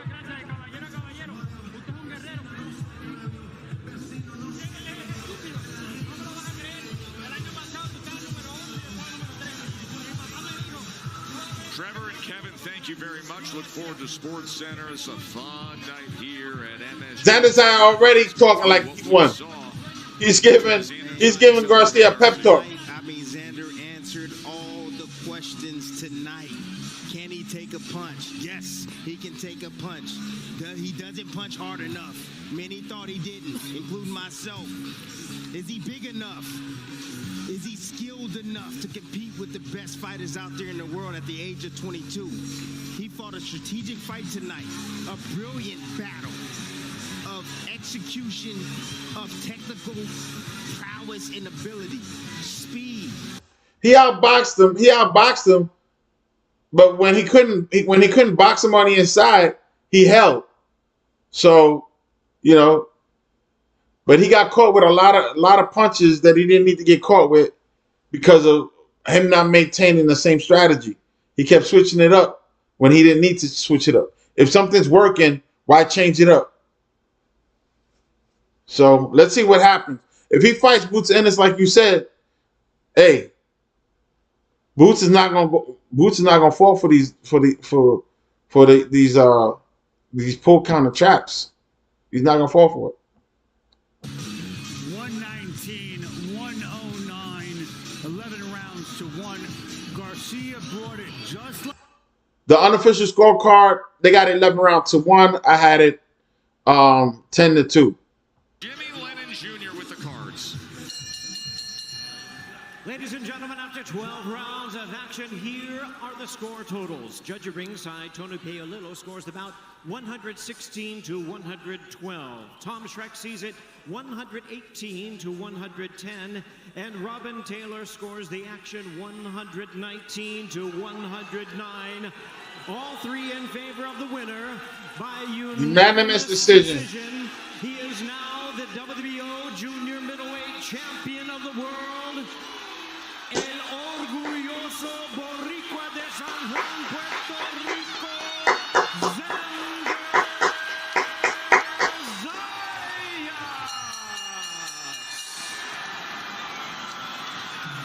Xander Zayas is a new champion. He's the new champion for the WBO. Now the real fights start. Unless they start feeding him more, undercard guys. But if he's gonna start fighting champions and he get caught up in that Riyadh season crap, he in trouble. Because I'm almost certain that Top Rank is gonna go to Saudi to try to get some money. Since I'm 5 years old, primero quiero hablar para español para toda mi gente boricua. Gracias a todos ustedes por nunca faltar. Gracias por 21 peleas, 22 con esta. Siempre presente, siempre dándome el cariño a todo el mundo aquí en Nueva York, todo el mundo en la isla. A todos los niños de Puerto Rico, de Latinoamérica, nunca se rindan. Yo vengo de un lugar donde no todo el mundo puede llegar aquí. Y mucha gente dice que es imposible. Y yo hice lo imposible en realidad. Desde los 5 años trabajando en esto. Y hoy a mis 22 lo cumplimos. Man, it's amazing. It's amazing to be here, to represent Puerto Rico at the highest level, and to just put the pride of my island where it belongs at the top. We talked about Mexico-Puerto Rico. It's a rivalry that never fails. And you said that Jorge Garcia was going to bring out the best in you. What did he demand of you tonight for you to take this belt away? Boxing one-on-one. I had to box my way to victory. I knew that if I stand in there with him, I was going to fight his fight. So it was everything behind that jab. That jab is the lead to everything, is the key to victory, and we showed it today. Describe the difference of how you dreamed tonight and what you're seeing now in the field. Man, it's a dream come true. I'd imagine it. And I can imagine it a million more times, and it will never be like this. This is beautiful. This is beautiful just to see my Puerto Rican fan base here in the island. It's amazing. I can never dream of anything better than this. Well, you do dream of becoming a world champion since you were 5, and now you dream of unifying that belt. Yes. Who do you want to call out? Hey, Sebastián Fundora just fought last week. Bakram, I heard he's also looking for an opponent. Hey, I'm ready in December. I also want to give a big shout out to my mom. She never quit on me. She always knew that I was going to be in this position, and she made everything work for me to be here today. So thank you to my mom. Thank you. Any final words to the fans who have always supported you? Already you gave them the shout out, but this is a special moment for you. Puerto Rico, nos vemos el martes. Gracias a todos ustedes por el apoyo y por todo el cariño. I'll see you guys soon. Just like all the great legends, Tito Trinidad used to show up in Puerto Rico after his fights for a parade. Fans, don't let Xander Zayas down. Tess, it's up to you. Special young man. He said, I could never dream. What do you think? You think he called out Sebastian Fundora that he'll be ready by December for his next fight? Sebastian Fundora. He fought a tall fighter today, but Sebastian Fundora is a taller fighter. And Sebastian Fundora has learned to use his height and reach. He did it in his last fight against Tim Tszyu. I don't think it's going to be like this. I don't think it's going to be like this. He calling Sebastian Fundora. He needs to get his boxing skills on point where he's not getting caught with, his defense needs to be on point.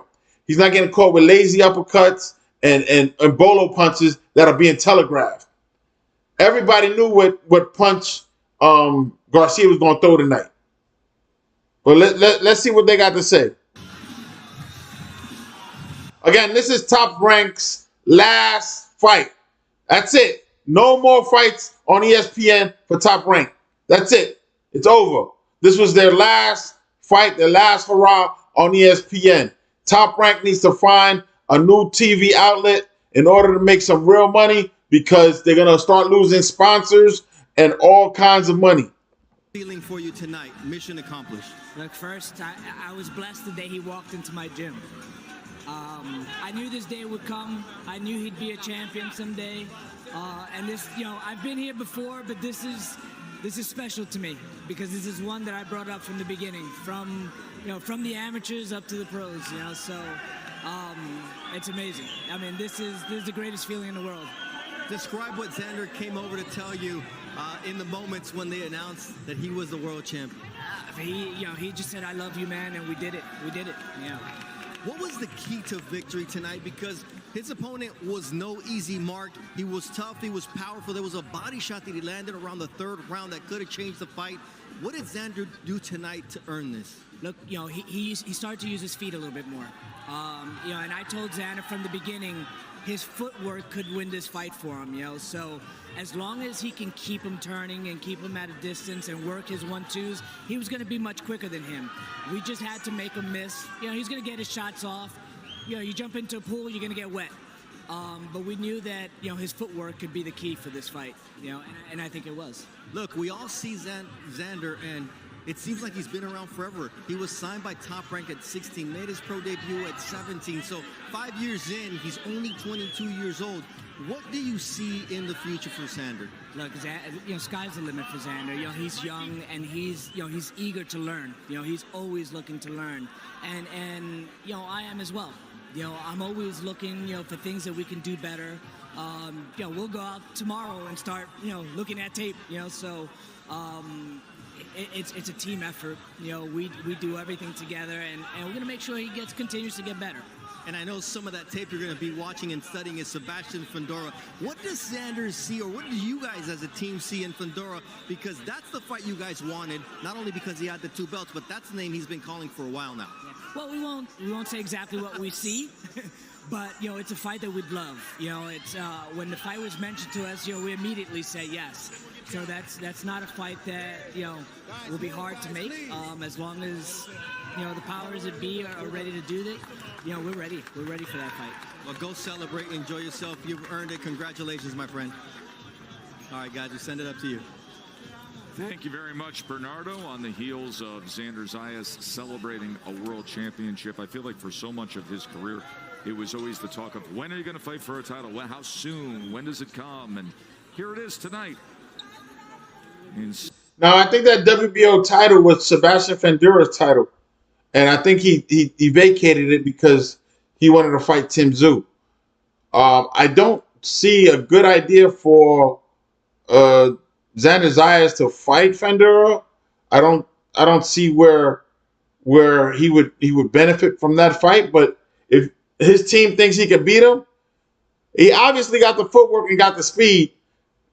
He doesn't have the power because we saw that right now that the power wasn't there. Garcia had more power than him. Fundora doesn't have that much power, but with punches and bunches and uppercuts and hooks to the body, Fundora has done the impossible. But again, Fundora is a taller fighter, and he knows how to use his reach now. He did that in the last fight, and he used his height. So now you got to jump up to punch him. He's 6'8". He's not 6'1" or 6 feet like Garcia.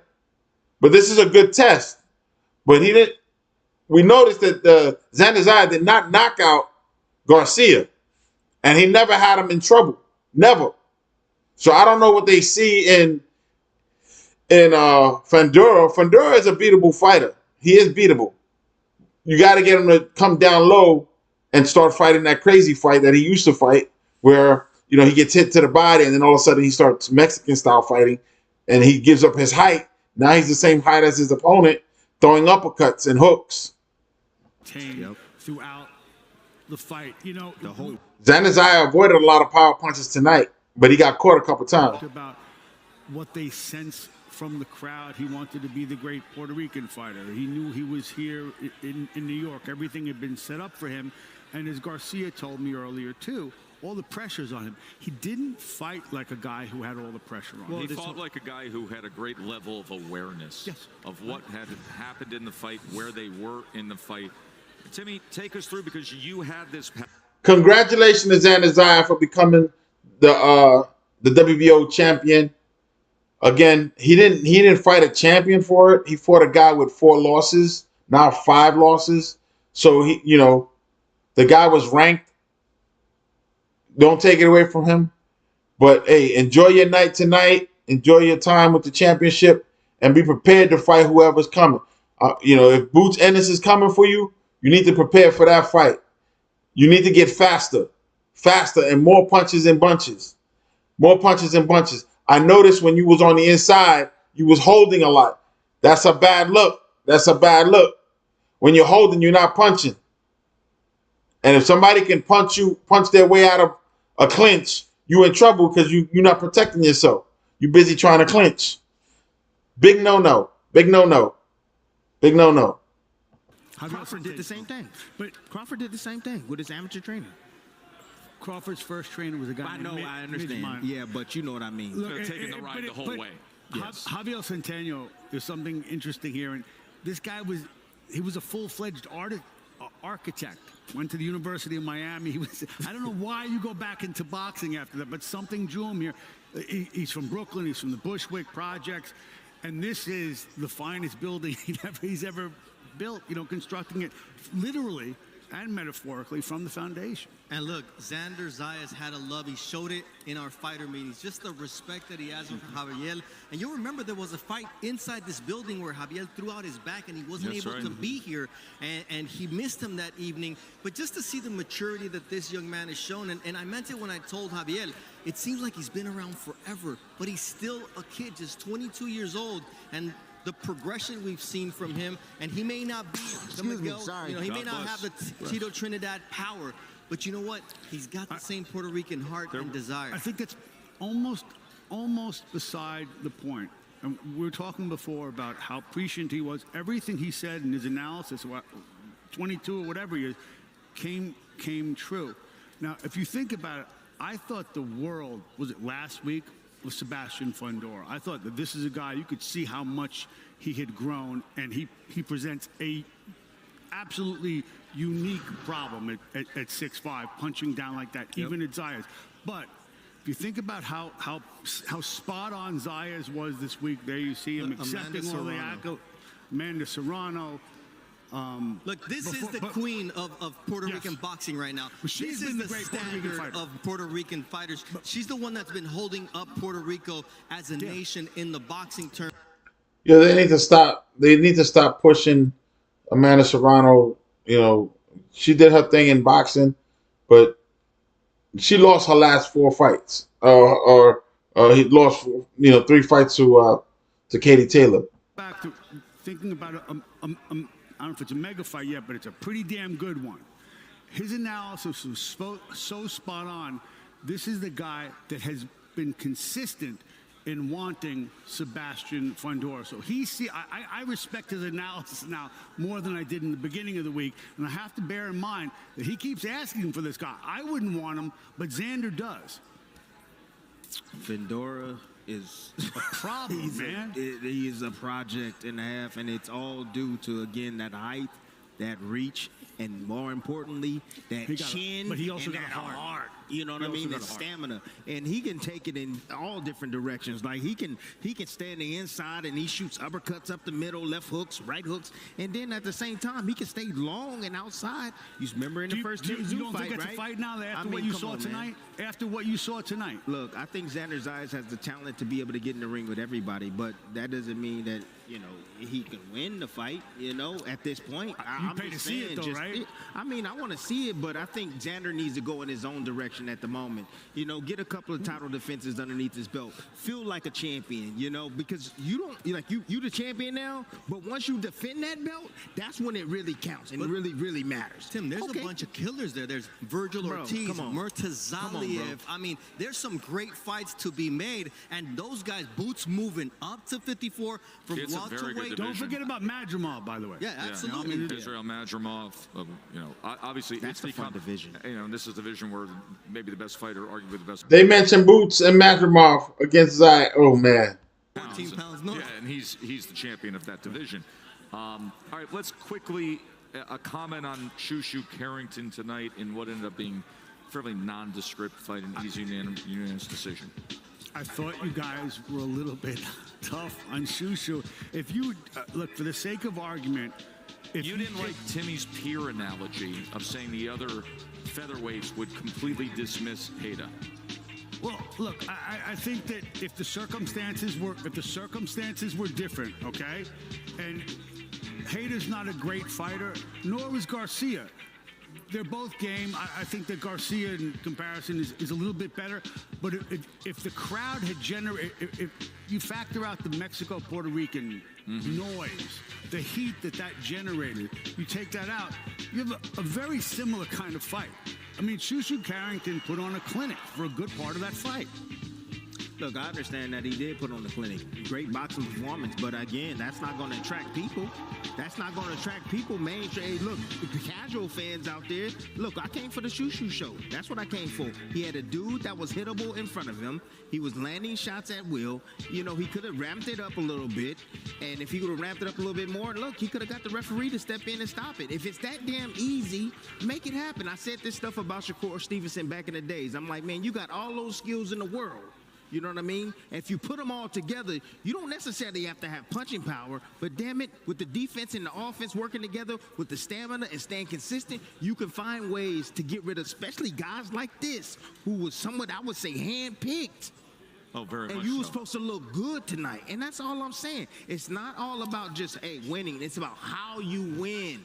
That's the difference. And that's what people's paying attention to, people. And look, at the end of the day, the champions already didn't want anything to do with you. And tonight was a chance to give them a reason for the fans to say, we want to see Shu in against these guys. And after this type of performance, yes, he's got a belt. He's going to keep earning his way up. But there's not that sizzle to say, I need to see this fight. The criticism, I just want to go back. The criticism against Shakur that night was that he was throwing single shots. Shushu, and he's really acquitted himself well of late. But Shushu... Look, the thing is, with Shushu and Xander Zayas, they need to put punches in bunches. When you're in the lighter weight classes, that's what people want to see. They want you to let go of your hands, and get out of there. You know, you don't have to get hit, but you can stop. You can get a stoppage. You can get a TKO victory if the other guy's not fighting back.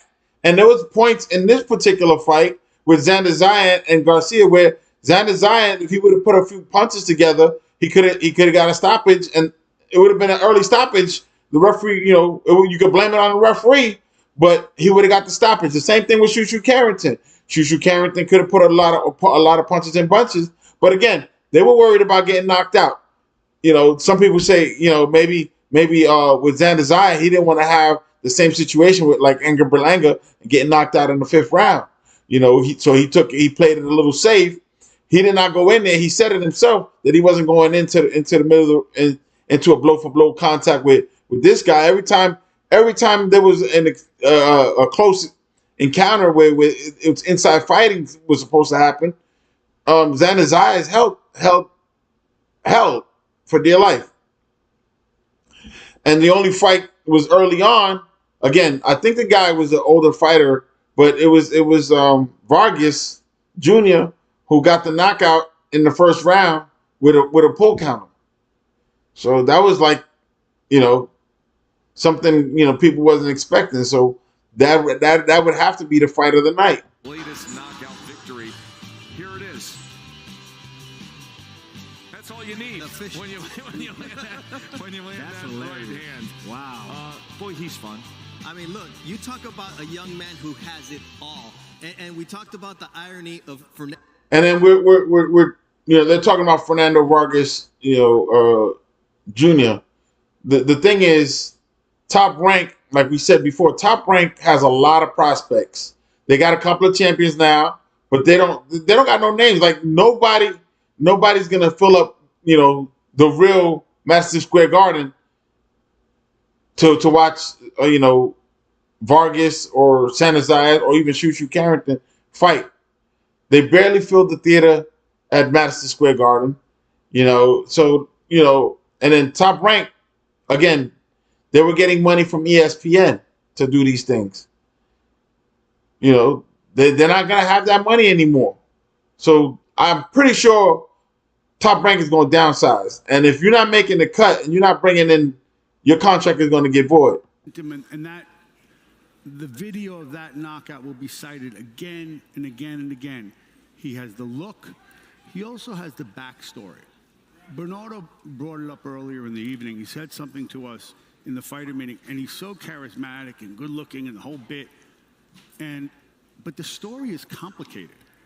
And he said, for all the fame and money that my father had, boxing took a price, and they both talked about the drinking. That was a tough thing to grow up with that, right?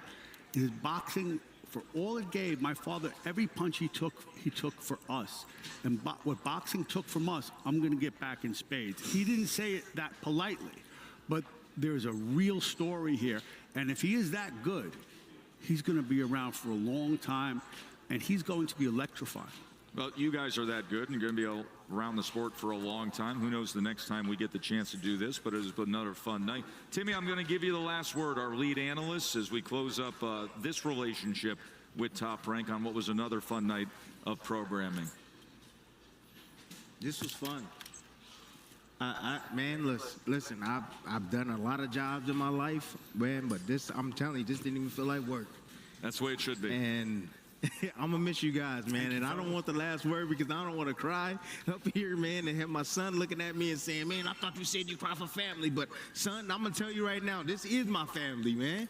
This is my family. Let's show you a picture of your extended family as we say goodbye here on the State of Boxing, absolutely. Timmy, and you can take us off the air, Mr. Bradley. I just want to say, man, you know, I love this crew.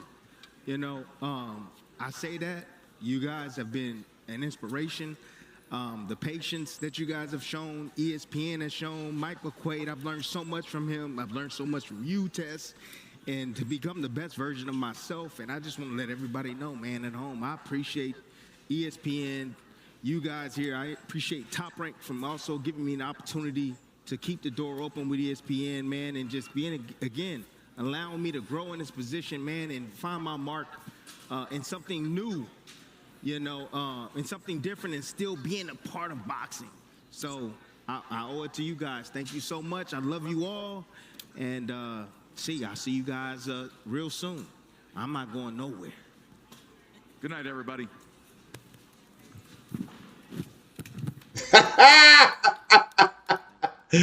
yeah. You ain't going nowhere. You ain't going nowhere. Hey. You ain't staying there. Oh no! Let me tell you, Top Rank does not have the epic fights like HBO and Showtime, but they had their little run. A lot of their fights on ESPN were a lot of undercard fighters. And sometimes the main event was, you know, an upcoming prospect like tonight. You know, yes, this was a championship fight, but there were not two champions in there. There was not a champion walking in there. A champion came out of it, but there was no champion in the ring when the fight started. And that's a big difference. That's a big difference. Now you got somebody like Boots Ennis that's going to fight Xander Zayas. Now we talking defense, defending your title. You know, how long can he hold it? There's been a lot of champions out there that became champion and never became champion again, i.e. Buster Douglas. Everybody knows the knockout heard around the world. But after that championship run where he won one time, the next time he lost it to Evander Holyfield, that was the end. You didn't hear about Buster Douglas again. And he beat one of the biggest monsters of the 80s and 90s, which was Mike Tyson, Iron Mike Tyson. Where most people think that Iron Mike Tyson beat himself with the drugs and the family problems and that and all that kind of stuff. And that's the same thing with Gervonta Davis. He's cooked. He's cooked. You know, his boxing. He's not focused on boxing. He's focused on other things. Listen, if you're not focused on boxing, then you shouldn't be in boxing. That's not going to help you to be halfway in because you're going to get hurt. We don't play boxing. You can play baseball. You can play basketball. You can play football. You can play tennis. We don't play boxing. You cannot substitute. You cannot substitute anybody and go into the dugout or go onto the bench like basketball. You're not going to be able to do that. You're not going to be able to say, Coach, you know, I don't feel so well. I'm going to sit on the bench and I'll come in for a quarter or a couple of minutes. No, you're going to be in there the full time by yourself. Nobody else is going to be there in with you. Not your cornerman, not your coach, not your mama. You know, a lot of boxers like to call for their mama. They never call for their daddy. So, you know, tonight we got one of each. Vargas called out his dad, which was good, but then he called out his mama. So, anyways, I digress. Top Rank is officially off of ESPN. Who knows when they're coming out? But from the conversation there at the end that I was waiting to see, all those guys are fired. Tim Sesito already has a gig with WWE, so he's going back over there. He already got a new job. Tim Bradley, I think Tim Bradley is out of a job. I'm not sure what ESPN going to do with him because he said they probably kept the door open for him to stay with ESPN. But if they're not covering boxing, then what are you going to need an expert analyst in boxing for? They gave him the last word because I guess he's staying with ESPN, but I'm not sure how he's going to fit in. I know it's not going to be like this.